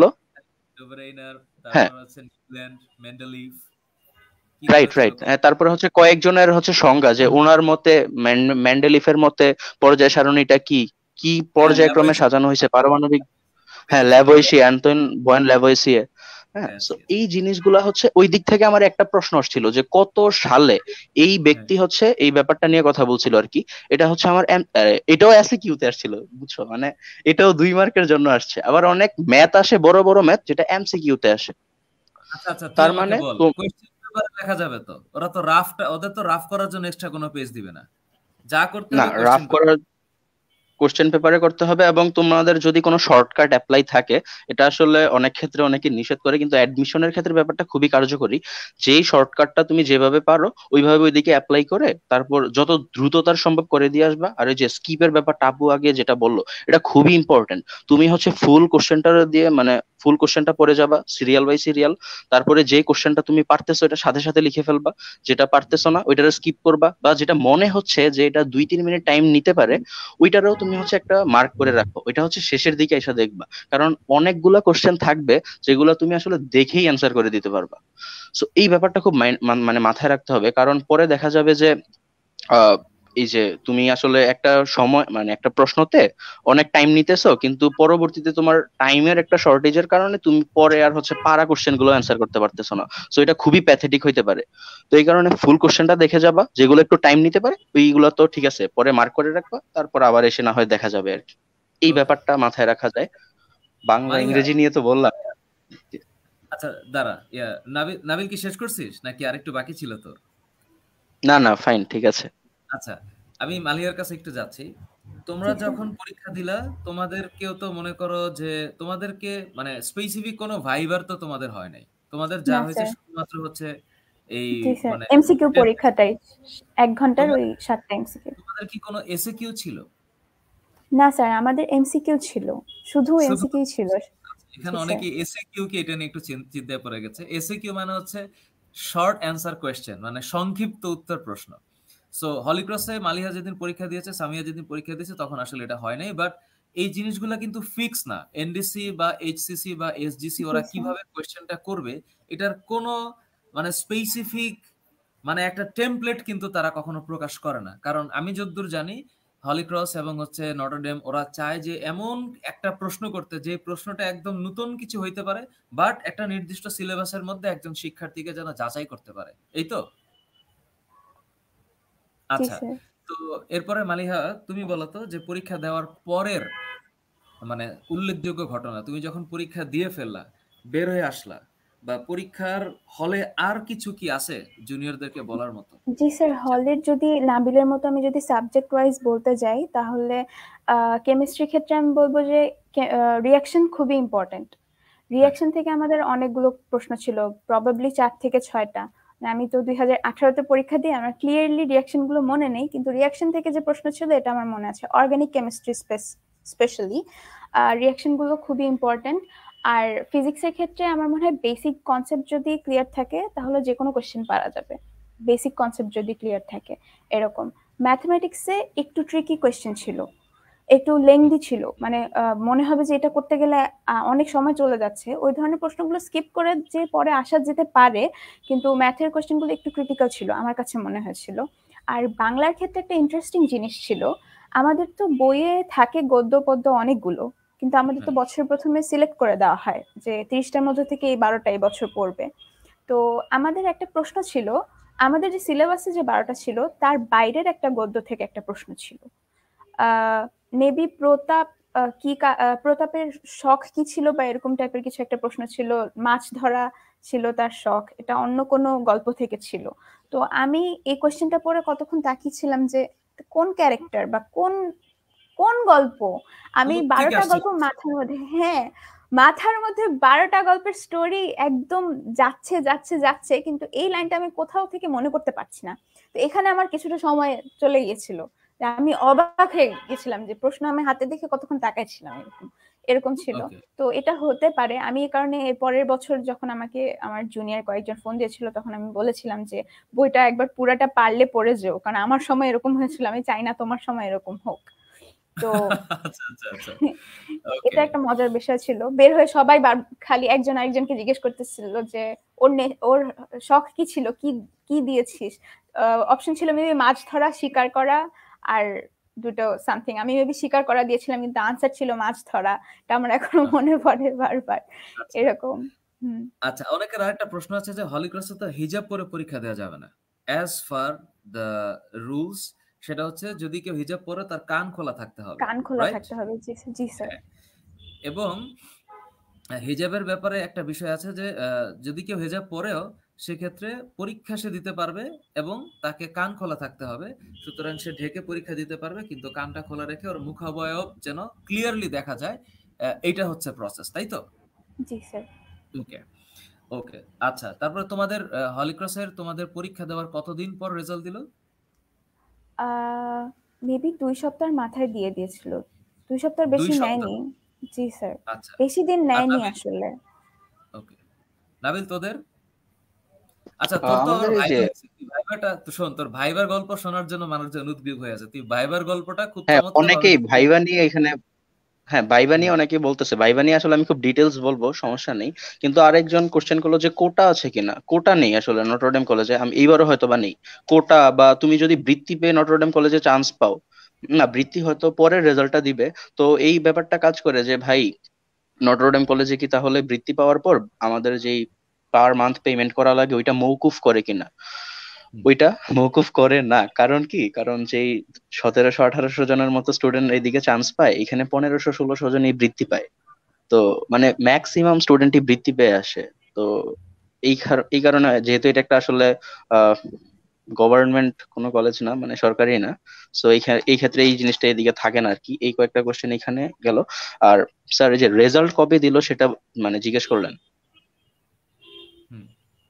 হ্যাঁ বল, ওই যে ভাইবার ব্যাপারটা, হ্যাঁ ভাইবার ব্যাপারটা হওয়ার পর রেজাল্টের ব্যাপারটা বল। আচ্ছা ঠিক আছে। নটরডেম কলেজে যখন লিখিত পরীক্ষাটা দিলাম, সেটা আমি আমার পার্সোনাল পরীক্ষাটা যেটা হয়েছিল, আমার পরীক্ষাটা খুবই ভালো হয়েছিল। মানে আমি খুব তাড়াতাড়ি শেষ করতে পারছিলাম, 40, 45 কি 50 মিনিটের মধ্যে। আর আমি তখনই ধারণা করছিলাম যে আমার 55+ মার্ক থাকবে। দুই একটা তখন ওই জায়গায় ভুল গেছিল। তো এখানে অনেকে বলছে যে ভাই ভুল হয়ে গেলে তারপর কি করব। যদি সামহাও কোনো এমসিকিউ ভুল হয়ে যায়, তারপর ওইটারে আবার কাইটে আরেকটা এমসিকিউ দাগাইতে যায় না, তাইলে ওরা প্রথমে কাইটে দিবে। সো এই কাজটা করা যাবে না। যদি একটা আর যদি এসিকিউতে কোনো ভুল হয়, যদি ওইরকম তোমাদের ওইরকম প্যাটার্নে কোশ্চেন আসে, যদি এসিকিউতে ভুল হয় তাহলে তো এটাকে কেটে লিখতে পারবাই, কোনো সমস্যা নেই। যেমন আমি এই যে বহিপীর কবে প্রকাশিত হয়েছিল, এটা 1960 না 61, এটা নিয়ে খুব মানে দ্বিধাদ্বন্দ্বে ছিলাম। একবার 60 লিখলাম, আরেকবার 61 লিখেছি। তারপর আমি আসলে চিন্তা ভাবনা করে একটু কাটাকাটি করার পর 1960 লিখে দিয়ে আসছি। প্রবাবলি আমার এটা হয়েছে। কেন? কারণ মানে চান্স যেহেতু আসছে, তার মানে এই ব্যাপারগুলো ভুল গেলে তো চান্স আসতো না। সো এইটা গেল। আর হচ্ছে এনডিসি তে পরীক্ষা দেওয়ার মোটামুটি 4-5 দিন পর, না যে এক সপ্তাহের মধ্যে হয়তো বা রেজাল্টটা দিয়েছিল। তো রেজাল্ট যে আসবে, মানে আমার রিটেনে আসবে, সেটা নিয়েও আমি আসলে খুব কনফিডেন্ট ছিলাম, কারণ আমার সাইলেন্ট এক্সপেলের কোনো ব্যাপার ছিল না। কারণ আমি হচ্ছে খুব ভালোভাবে পরীক্ষা দিতে গিয়েছিলাম। আহ কোনো ধরনের কথাবার্তা না, একদম পারফেক্টলি বসে নিজের মতো করে পরীক্ষা দিয়ে তারপর আবার উঠে চলে আসছি। আচ্ছা, রাফের ব্যাপারে আবার এদিকে অনেকে কোশ্চেন করতেছে। ভাই, রাফটা হচ্ছে তোমরা কোশ্চেন পেপারেই করতে পারবা, আর কোনো পেজ থাকবে না। রাফ করার জন্য আলাদা কোনো পেপার নাই, ওইখানে ছোট ছোট করে পেন্সিল নিয়ে যাবা, পেন্সিল দিয়ে হচ্ছে রাফ গুলা করবা। তারপর আবার যদি রাফ আরো বেশি করার প্রয়োজন হয়, তারপরে হচ্ছে ইরেজার দিয়ে ওইগুলো ইরেজ করার পর তারপর আবার ওইখানে রাফ করতে পারবা। সো ওই জায়গাগুলোতে মানে ওরা টিচার্সরা ওই ধরনের গাইডলাইন গুলো দিয়ে দিবে, পেন্সিল, স্কেল, কলম, এই জিনিসগুলো যেন ভুল না হয়, এগুলো মাস্ট নিয়ে যাবা। তার মানে আচ্ছা, তারপরে ঘড়ির হচ্ছে ব্যাপারে কোনো কথা বলবি? ঘড়ির ব্যাপারে কোনো ডিরেকশন আছে যে ডিজিটাল ওয়াচ বা কোনো ধরনের অ্যানালগ ওয়াচ নিতে পারবে কি পারবে না? আমি sir analogue digital watch watch পরে ভুলেও না, গেছিলাম। এগুলা আচ্ছা, কি ভুলেও নেওয়া অ্যানালগ যাবে না। ডিজিটাল ওয়াচ, হ্যাঁ হ্যাঁ নাবিল বল। ডিজিটাল মানে ডিজিটাল বলতে ওই যে যেগুলো একটু মোবাইল ফোনের মতো, এখানে ফেসবুক মেসেঞ্জারও ইউজ করা যায়, ওগুলা কিন্তু ভুলেও না। তাহলে কিন্তু ওই যে আচ্ছা, বললাম না, মানে প্রথমেই চান্স বাদ চলে যাবে। সো এই ব্যাপারগুলো করা যাবে না। ঘড়ি, অ্যানালগ ওয়াচ নিতে পারবে? অ্যানালগ ওয়াচ আচ্ছা এই ব্যাপারটা স্যার আমি খুব একটা ক্লিয়ারলি কেন বলতে পারতেছি না, কারণ এই ব্যাপারটাতে টিচাররাও আমাদেরকে হেল্প করছিল যে কতক্ষণ বাকি আছে, এই ব্যাপারগুলো হচ্ছে ওরা মানে ম্যানেজ করবে। খুব বেশি মানে ওইদিকে কষ্ট করে পরীক্ষা দিতে হবে ব্যাপারটা তা না। তুমি যদি ভালোভাবে প্রত্যেকটা সাবজেক্ট পড়ে যাও, আর যদি তোমার জিনিসগুলো মাথায় থাকে, তাহলেই হচ্ছে ওই ব্যাপারটাতে তুমি পার পেয়ে যেতে পারবা। মানে ওইখানে হচ্ছে তুমি অ্যাকচুয়ালি রিটেনে ভালো করাটাই হচ্ছে মোস্ট ইম্পর্টেন্ট থিং। ওইখানে টিচার্সরা আসলে মানে এই যে টাইম ম্যানেজমেন্টের যে ব্যাপারগুলো থাকে, এগুলো টিচাররাই হেল্প করবে। আচ্ছা, আমি আবার আগের জায়গায় ফিরে আসি। এক সপ্তাহের মধ্যে তো রেজাল্টটা দিল।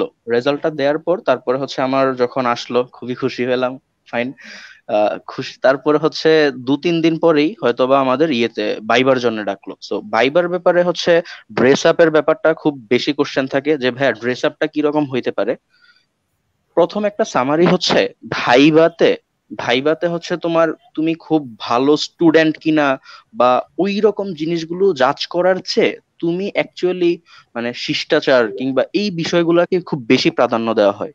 মানে তোমার আসলে মানে এই তো ভদ্রতা কিংবা মানে যেন কোনো উচ্ছৃঙ্খলতার ভাব না থাকে, ওই জিনিসগুলোই হচ্ছে ওইদিকে দেখে যাবে আর কি। মানে ওরা তোমাদেরকে জাজ করার চেষ্টা করবে। আমার ভাইবার অভিজ্ঞতাটা যদি আমি বলি, ভাইবার ক্ষেত্রে ড্রেস, আচ্ছা আগে ড্রেস আপের ব্যাপারটা বলে নেই। ড্রেস আপের ক্ষেত্রে চেষ্টা করবে তোমরা সবাই, এটা নিয়ে অনেকে অনেক ধরনের কথা বলতে পারে, তবে আমি আসলে তোমাদেরকে যদি সাজেশনের হিসেবে নাও, সাজেশন দেওয়ার মতো বললে তোমরা ফর্মাল ড্রেস আপে যাবা। মানে অফিসিয়াল যে ড্রেস আপ গুলো আছে, একটা সাদা শার্ট, এটাকে আয়রন করে খুব ভালোভাবে যাবা। তারপরে কালো প্যান্ট, আমি শু, মানে কালো প্যান্ট, সাদা শার্ট, তারপর শু, ঠিক ওই রকম ভাবেই যাবা। কারণ কি, অনেক স্টুডেন্ট এরকম ভাবে যায়, আর এরকম ভাবে দেখতে আসলে ব্যাপারটাকে মানে বাহ্যিক ভাবে দেখতে আসলে কিন্তু সুন্দরই লাগে, সো খারাপ তো লাগে না। সো এই ব্যাপারগুলো হচ্ছে মেনটেন করার চেষ্টা করবা। আবার ওই টাইপের কিছু জিনিস মানে টি শার্ট এগুলা পইরো না যে ভাই ওই যে I am not perfect but I am honest, এই জিনিসগুলো প্লিজ একদমই না, প্লিজ। এগুলো হচ্ছে প্রথমেই বাদ দিয়ে দিবে ভাই তোমার রিটার্ন 60-60 পেলেও। স্যুট পরে যাওয়ার চিন্তা ভাবনা করে, সেক্ষেত্রে আমার মনে হয় এটা নিরুৎসাহিত করা উচিত। যেহেতু এখন হচ্ছে সরি শীত, সরি, হ্যাঁ, অনেক আমার আমার ব্যাচে অনেকে লিখছে স্যার আমি যদি স্যুট পরে যাই, তো এখন এই ক্ষেত্রে আমি তো উত্তর দিতে পারছি না। এনিওয়েজ, বিষয়টা হচ্ছে যে একটা সাধারণ ড্রেস আচ্ছা পরবে। এটা শীত, আমার মনে হয় একটা সোয়েটার তো অবশ্যই থাকবে, সোয়েটার বা জ্যাকেট থাকবে। সো এগুলা থাকতে পারে। আসলে আমার মনে হয় না যে এগুলা ম্যাটার করে। তো ম্যাটার করে হচ্ছে একজন শিক্ষার্থীকে তো ওইখানে মনে হয় না ও কতটুকু পারে এটা যাচাই করবে। ওখানে যাচাই করবে সে মানুষটা কেমন, সে মানুষটা কেমন, ও হ্যাঁ, কতটুকু পারে এটা তো যাচাই হয়েই গেছে। কারণ ওর তো হচ্ছে যে রিটেন টেস্ট হয়েছে, রিটেন টেস্টে সে অ্যালাউ হয়েছে বলেই তো তাকে ভাইভাটা ডাকছে। সিম্পল। জি, এই ক্ষেত্রে আমার নিজের পার্সোনাল এক্সাম্পলটা খুব ভালো হইতে পারে। কেন? কারণ আমার ভাইবার অভিজ্ঞতা খুবই ভয়ঙ্কর ছিল। মানে আমি তখন মোটামুটি পরীক্ষা যখন ভাইবা শেষ হওয়ার পর আমার কাছে মনে হচ্ছিল যে আকাশ আমার মাথায় ভেঙে পড়তেছে বিভিন্ন কারণে, কারণ আমার ভাইবা খুবই বাজে হয়েছিল।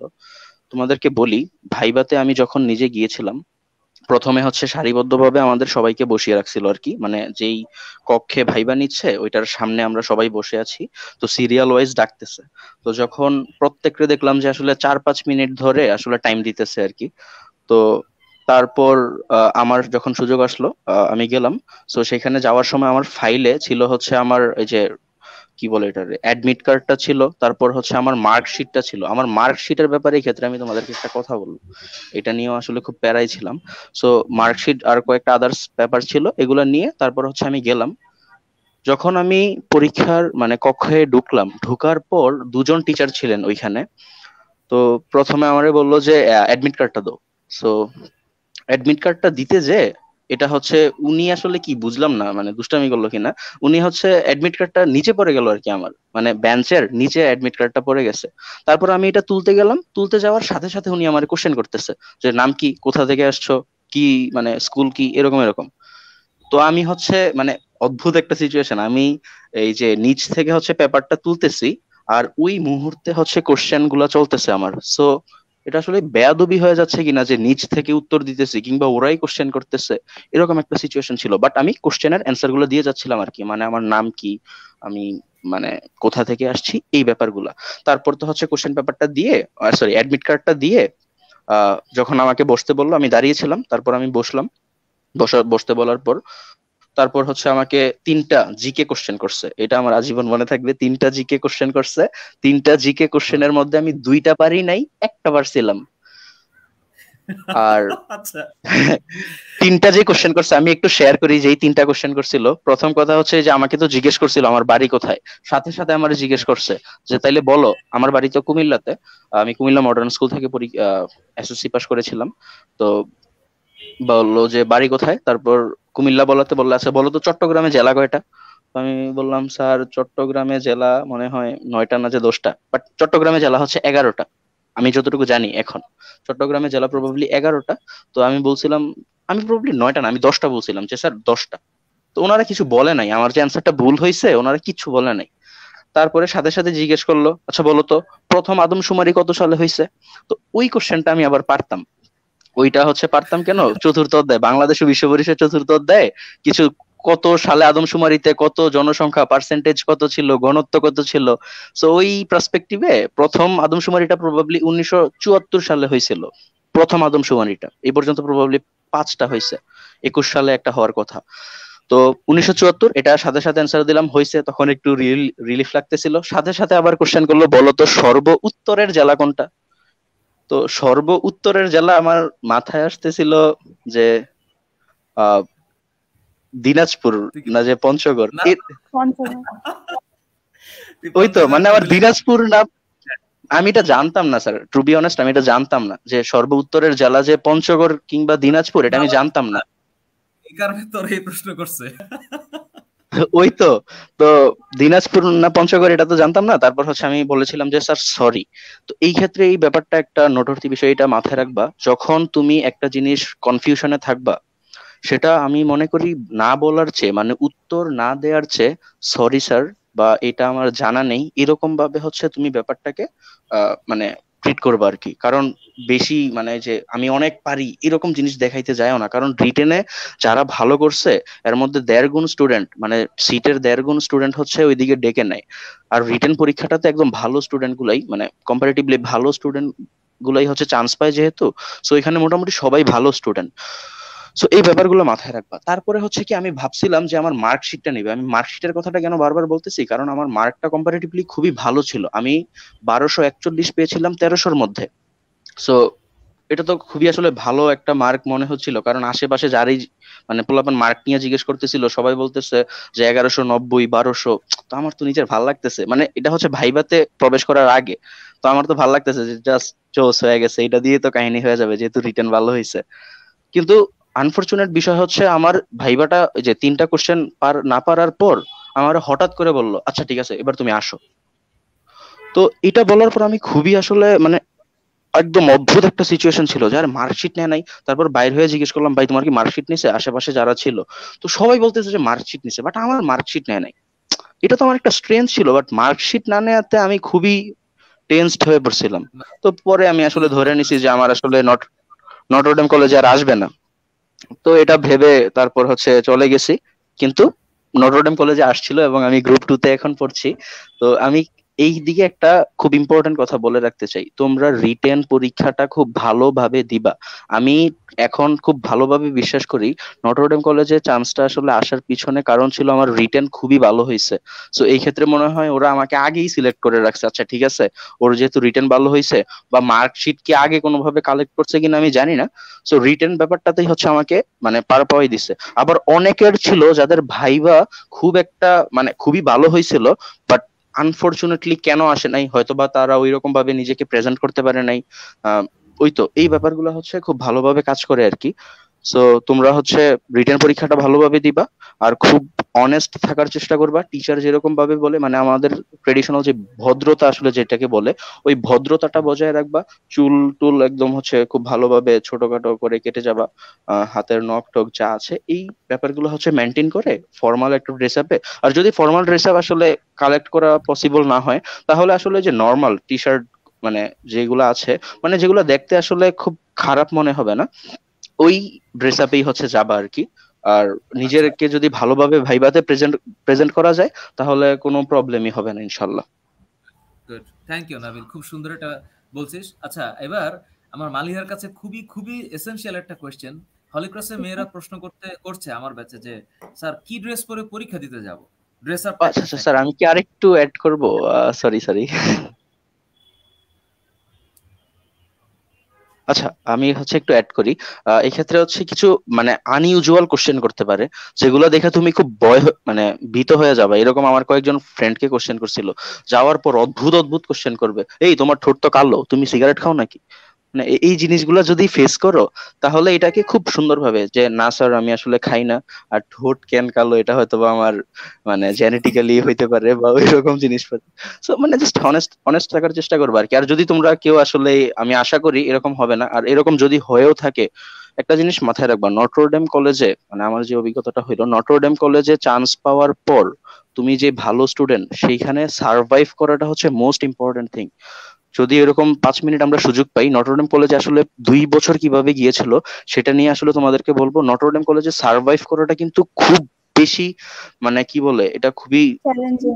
মানে হ্যাঁ চ্যালেঞ্জিং একটা বিষয় আর কি। সো এই নটরডেম কলেজে এই কারণে আমি বললাম আর কি, তোমার যদি কোনো আসলে একটু মানে বদভ্যাস থাকার এরকম কোনো সুযোগ থাকে, এগুলা পরিহার করাই হয়তো ভালো হবে যদি তোমার নটরডেম নিয়ে খুব ভালো। আর আসলে তোমরা আসলে তোমার টিচাররা আসলে তোমাদেরকে খুব ভালোভাবে আইডেন্টিফাই করতে পারবে, কারা স্মোক করে কারা করে না, কারা একটু অদ্ভুত টাইপের, এগুলা প্রথমে বাদ আগে দিয়ে দিবে আর কি ভালো স্টুডেন্ট হইলেও।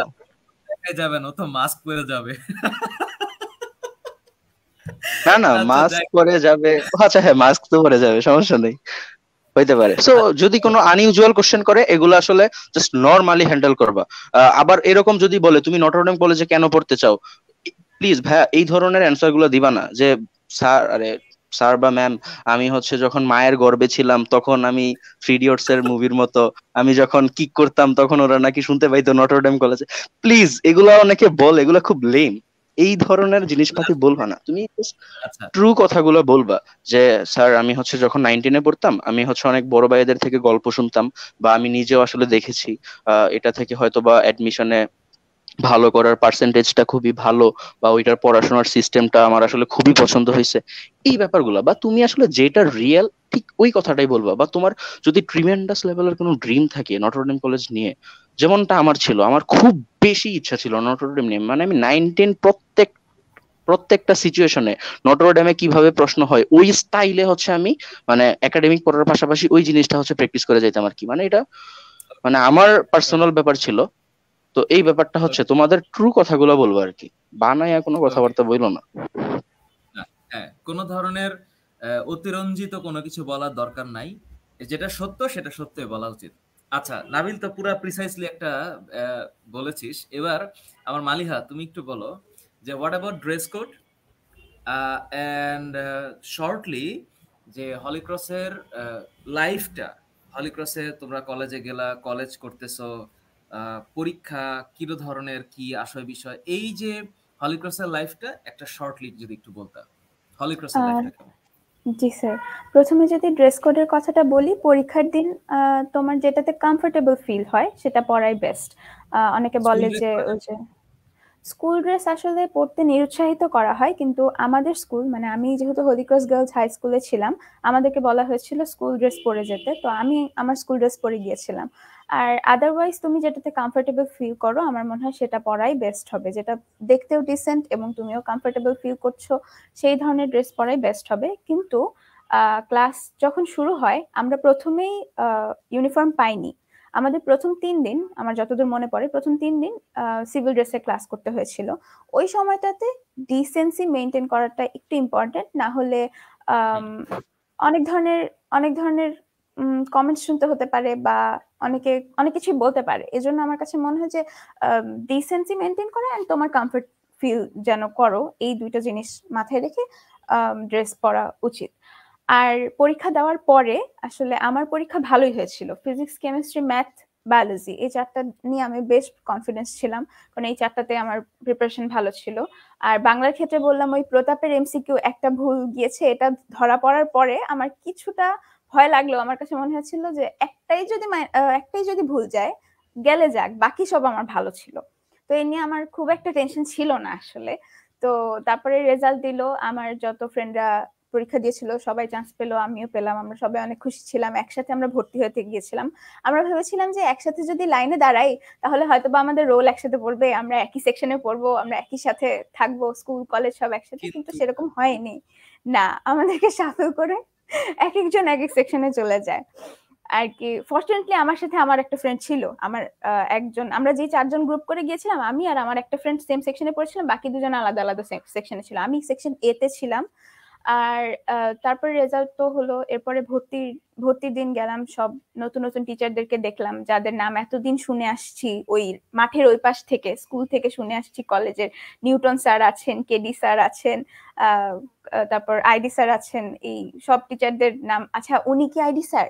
উনি মনে হয় আইডি স্যার, উনি মনে হয় আইডি স্যার, এটাই মনে হয় নিউটন স্যার। মানে আমরা তো ফেস একদম ভালো মতো চিনতাম না, এই জন্য গেস করছিলাম আর কি লাইনে দাঁড়ায়, এটাই নিউটন স্যার, এটাই নিউটন স্যার, এরকম। তো ভর্তির দিনটা খুবই খুবই এনজয় করেছি একদম। সব টিচাররা এত বেশি হেল্পফুল ছিল, ভলান্টিয়ার আপুরা অনেক ভালো ছিল। নেক্সট ইয়ার আবার আমি ভলান্টিয়ার ছিলাম যেদিন ভর্তির দিন ছিল, তো ওই দিন আমি অনেক এনজয় করি, কারণ আমার চেনা অনেক জুনিয়রকে আমি দেখেছিলাম ওই দিন, ওরাও আমাকে চিনতে পেরেছিল, তো আমার অনেক ভালো লেগেছিল পরের বার ভলান্টিয়ার হয়ে। ভর্তির দিন আমাদেরকে একটা ফর্ম দেয়। ফর্মটা থাকে কি, ফর্মে কিছু মজার মজার প্রশ্ন থাকে, যে তুমি যদি তোমার তোমার 3টা খারাপ গুণ বলো, তোমার সবচেয়ে ভালো গুণটা কি, তুমি একজন টিচারের মধ্যে কোন কোয়ালিটিটা সবার প্রথমে লক্ষ্য করো, বা তুমি যদি পৃথিবীকে আরেকটু ভালো করতে চাইতে তুমি কিভাবে ভালো করতে, এই ধরনের কিছু মরালস এর, এথিক্স রিলেটেড কিছু প্রশ্ন থাকে। এবং আমি খুবই এনজয় করেছিলাম ওই ফর্মটা ফিল আপ করার সময়, খুবই এনজয় করেছিলাম একদম। যেটা নাবিল এতক্ষণ বললো অনেস্ট থাকতে হবে, আমিও অনেস্ট থেকে ফর্মটা ফিল আপ করেছিলাম এবং খুবই ভালো লেগেছিল। তারপরে ওই প্রথম দিন হলো ওরিয়েন্টেশন ছিল আমাদের। তো ওরিয়েন্টেশনের দিন সবাই শাড়ি পরে সেজে গুজে গেলাম কলেজে প্রথম। তো আমাদেরকে সেকেন্ড ইয়ারের আপুরা বরণ করে নেওয়া, যেটাকে বলে নবীন বরণ, তো সেরকম করলো একদম, লিটারালি যে মাথায় চন্দনের ফোঁটা দিয়ে একদম ঢোকায় আমাদেরকে। অনেক অনেক সুন্দর একটা দিন ছিল, অনেক সুন্দর একটা দিন ছিল, মানে আলপনা করা পুরা কলেজে, অনেক সুন্দর করে সাজানো। আমার এসবের প্রতি অনেক বেশি ইন্টারেস্ট, যে সাজানো বা ডিজাইনিং, এগুলোর প্রতি অনেক ইন্টারেস্ট। আমি সবকিছু অনেক মনোযোগ দিয়ে দেখেছিলাম ওই দিন, যে কিভাবে এত সুন্দর করে একটা প্রোগ্রাম অ্যারেঞ্জ করা হয়। এবং প্রেজেন্টেশন এত অসাধারণ ছিল, এত অসাধারণ ছিল, সবার সিঙ্ক, কোঅর্ডিনেশন, কখন কোথায় বের হবে একটা প্রোগ্রাম, একটা পারফরমেন্সের পরে উঠে দাঁড়ানো সবার একসাথে এবং বাও করা, প্রত্যেকটা জিনিস এত নিট অ্যান্ড ক্লিন হতে পারে, মানে আমরা সবাই অবাক হয়ে যাওয়া যাকে বলে, একদম মুগ্ধ হয়ে হা করে তাকায় থাকা যাকে বলে উপন্যাসের ভাষায়, সেভাবে ছিলাম পুরোটা সময়। প্রোগ্রামটা অসম্ভব এনজয় করেছি।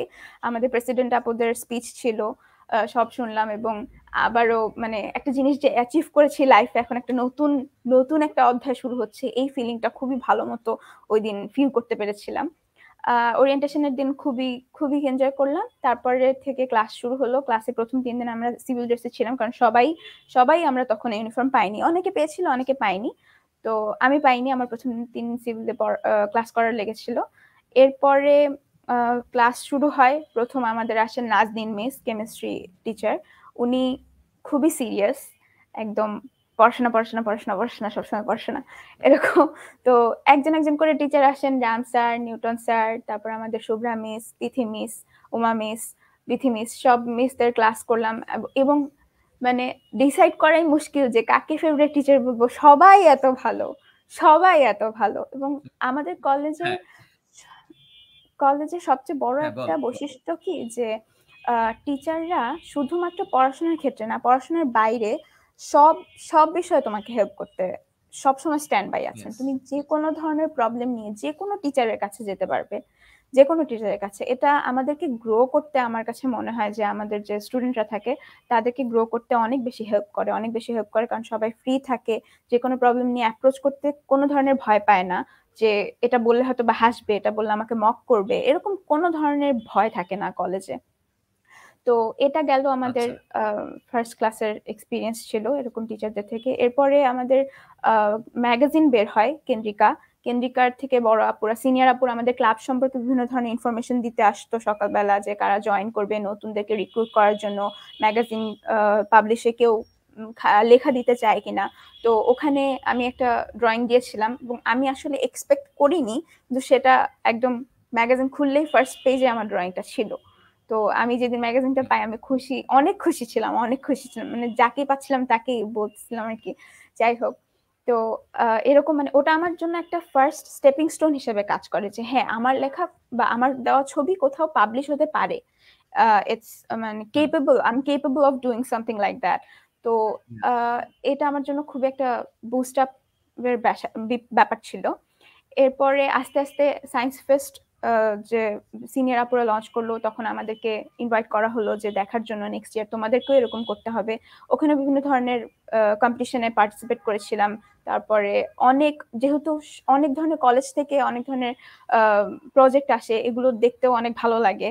তারপরে এছাড়াও আরো ছিল আরেকটা ব্যাপার ছিল যে যেহেতু পুরো কান্ট্রি থেকে সব বেস্ট স্টুডেন্টরা আসে, তো ক্লাসের মধ্যে যে ব্যাপারটা থাকে যে একটা সেকশনে দেখা যায় 64টা জেলা থেকেই মানুষ আছে। আমার এই পাশে চিটাগং, এই পাশে যশোর, পিছনে রাঙামাটি। আসলে আমি মানে বানিয়ে যে বলছি তা না, এরকমই ছিল। আমার পিছনে ছিল রাঙামাটির, সামনেও একজন ছিল বান্দরবানের, এরকম মানে একজন ছিল খুলনা থেকে আসছে, একজন চিটাগং থেকে আসছে আমার পাশে। এরকম মানে পুরো একটা ইউনিটি ইন ডাইভার্সিটি বলে না, এই ব্যাপারটা একদম রিয়েল লাইফে এক্সপিরিয়েন্স করা যায়। সো এটা একটা বিশাল বড় অ্যাডভান্টেজ, এত ধরনের মানুষের সাথে পরিচিত হওয়া, বিভিন্ন ধরনের কালচারের সাথে নিজেকে ইন্ট্রোডিউস করা। আর সবাই এত ভালো ছিল, মানে স্টুডেন্টের দিক থেকে তো অবশ্যই ভালো, যেটা নাবিল বললো যে সব সব ভালো স্টুডেন্টরা থাকে, সার্ভাইভ করাটা আসলে একটু। ল্যাবের ব্যাপারটা কি? ল্যাবের ব্যাপারটা ল্যাব, একটু জানতে চাই উইদিন 1 জি মিনিট। স্যার, জি স্যার, ল্যাব হলো সপ্তাহে 2 দিন থাকে। আমার ছিল সোম আর বুধ। তো ক্লাস শেষ হয় 12টা 45-এ, আর ঠিক একটাই শুরু হবে ল্যাব। সো মাঝখানে 15 মিনিটের গ্যাপ পাওয়া যায়। 1টা থেকে 3টা হয় একটা সাবজেক্ট, 3টা থেকে 5টা হয় আরেকটা সাবজেক্ট। তো সোমবার হয়তো বা কেমিস্ট্রি বায়োলজি থাকবে, বুধবার থাকবে ম্যাথ আর ফিজিক্স, এরকম। আচ্ছা আচ্ছা নাবিল, এই তুই একটু শর্টলি এই স্যার কয়েকটা হোস্টেলের কোশ্চেন ব্যাপারে। এসেছিল, এগুলা কি হ্যাঁ বল বল, আমি দেখতেছি তুই স্যার শর্ট দিতেছিস, করে? বল। দাড়ি রাখলে ভাই বাদ দিবে কিনা, মানে দাড়ি টাড়ি এইসব ব্যাপারে কোনো প্রবলেম নাই, সো রিল্যাক্স। তারপরে হচ্ছে স্কুল শার্ট পরে যাব কিনা ভাইবাতে। আহ এটা আমি আসলে প্রেফার করবো যে না যাও, আসলে নর্মাল যেটা বললাম ফর্মাল ড্রেস আপ, অথবা মানে যেটা দেখতে আসলে একটু মানে মানানসই মনে হয়। এনডিসি তে র্যাগিং বা রাজনীতি আছে কিনা, কিছুই নাই এগুলো। বাড়তি সার্টিফিকেট ম্যাটার করে কি না? আচ্ছা, বাড়তি সার্টিফিকেট গুলো হচ্ছে সাথে ক্যারি করে নিয়ে যাবা, রচনা প্রতিযোগিতা কিংবা বিভিন্ন ডিবেট কম্পিটিশনের ব্যাপারগুলো এগুলো ক্যারি করে নিয়ে যাবা, যদি চাই দিবা, তাহলে এটা আসলে একটা প্লাস পয়েন্ট হইতে পারে। তারপরে কিভাবে টেন্সলেস থাকা যায়। হ্যাঁ, টেন্সলেস কিভাবে থাকা যায়, যখন তুমি পরীক্ষার হলে রিটেনেও যাবা, দেখবা আশেপাশে অনেক স্টুডেন্ট, বাট এই ক্ষেত্রে একটাই শুধু সলিউশন, এটা হচ্ছে নিজে যদি মানে যা পারো ওইটার উপর আসলে বিলিভ করে যাইতে হবে। আর এত স্টুডেন্ট দেখে আসলে ভয় পাওয়ার কিছু নাই, কারণ ওরা যা তুমিও তা। সো এই ব্যাপারটা হচ্ছে মাথায় রাখতে হবে আর কি। আর তুমি আসলে যা পারো ওইটাই আসলে ওইদিকে ডেলিভার করতে চাইতেছো। যদি মানে সামহাও আনফরচুনেটলি না হয় ডেলিভার মানে এক্সিকিউশন লেভেলটা ভালো, তাহলে আসলে তো নটরডেম তো আর সব না, অন্য তো মানে ভালো ভালো প্রতিষ্ঠান আছেই। তারপরে জিকে কোথা থেকে পড়বো, এটা হচ্ছে লাস্ট কোশ্চেন ছিল, যে জিকে কোথা থেকে পড়বো। আমি প্রেফার করব এই যেই 7 থেকে 10 দিনের মতো হয়তোবা আছে, জিকে আসলে এই পর্যন্ত তুমি যা জানো ওইটার উপরে আসলে বিলিফ রাখার, হয়তোবা এনডিসি তে রিটেনে কোনো জিকে আসবে না। সো জিকে নিয়ে আসলে এখন আলাদাভাবে কিছু পড়তে গেলে তাহলে যে আগে যে জিনিসগুলো আসলে একটু রিভাইজ দেওয়া দরকার ছিল, ম্যাথমেটিক্সে একটু ভালো টাইম দেওয়া দরকার ছিল, ওইগুলো হয়তো বা ভালো টাইম পাওয়া যাবে না। সো এই ব্যাপারগুলো হচ্ছে মাথায় রাখলেই হবে। আর স্যার আপনার একটা কোশ্চেন ছিল। তুই হোস্টেল নিয়ে কথা বল, হোস্টেলের কি অবস্থা? আচ্ছা, হোস্টেল নিয়ে কথা বলি। হোস্টেল হচ্ছে নটরডেম কলেজের পাশে আরামবাগে অনেক হোস্টেল আছে। সো এখানে আবার অনেকে হচ্ছে ম্যাস নিয়ে থাকে। আমি হচ্ছে বাসায় থাকতাম, আমি ফার্স্ট ইয়ারে থাকতাম মোহাম্মদপুরে। আর সেকেন্ড ইয়ারে যখন দেখলাম যে যাতায়াতে আসলে অনেক টাইম কিল হয়, তখন হচ্ছে মতিঝিলে শিফট করে চলে আসলাম আর কি। এখন আমি মতিঝিলেই আছি। আর হোস্টেলের ব্যাপারটা হচ্ছে, হোস্টেল অনেক রেঞ্জের মধ্যেই থাকতে পারে। আমার 2-4 জন ফ্রেন্ড মানে খুবই ক্লোজ ফ্রেন্ড, ওরা হোস্টেলে থাকে। সো অনেক ধরনের হোস্টেল আছে আসলে, তোমরা যখন চান্স পাবা। আমি যদি বলি যে এভারেজ মানে 8,000 কি 10,000 এর মধ্যে মোটামুটি ভাবে মানে থেকে পরে ভালোভাবে পার করে দেওয়া যাবে আর কি 2 বছর। সো এই ব্যাপারটা মাথায় রাখবা, কারণ কি 8,000 থেকে 10,000 যদি তোমার চিন্তায় না থাকে, বা ওইটা যদি আসলে এফোর্ড করার আহ, একটু যদি প্রবলেম হয়, তাহলে আসলে এই ব্যাপারটা আগে থেকে একটু বিবেচনায় রাখবে আর কি। কারণ পরবর্তীতে দেখা গেল ভর্তি হয়ে গেলা, বাট এনডিসিতে যেহেতু আসলে বেতন মওকুফের ব্যাপারগুলো খুব একটা মানে সাবলীল না, সো এই ক্ষেত্রে আসলে তুমি খুব প্রবলেমে পড়তে পারো। সো এই জিনিসগুলো অবশ্যই আগে মাথায় রাখে তারপরে পরীক্ষা দিতে যাইতে হবে। আর অনেক ধরনের হোস্টেল আছে আসলে, হোস্টেল কত কি এগুলা তো আমি এখানে আসলে বলে খুব লাভ নাই। মানে পর্যাপ্ত হ্যাঁ, সংখ্যক সিট আছে, তোমরা এই রেঞ্জটা মাথায় রাখবা। আর যারা আসলে খুব বেশি মানে এফোর্ড করতে পারবে টাকা পয়সার ব্যাপারটা ফাইন্যান্সিয়ালি, সো ওদের ক্ষেত্রে তো আসলে কোনো প্রবলেমই নেই। ওরা 10,000 20,000, আমার এক ফ্রেন্ড আছে ও 30,000 টাকা একটা রুমে থাকে।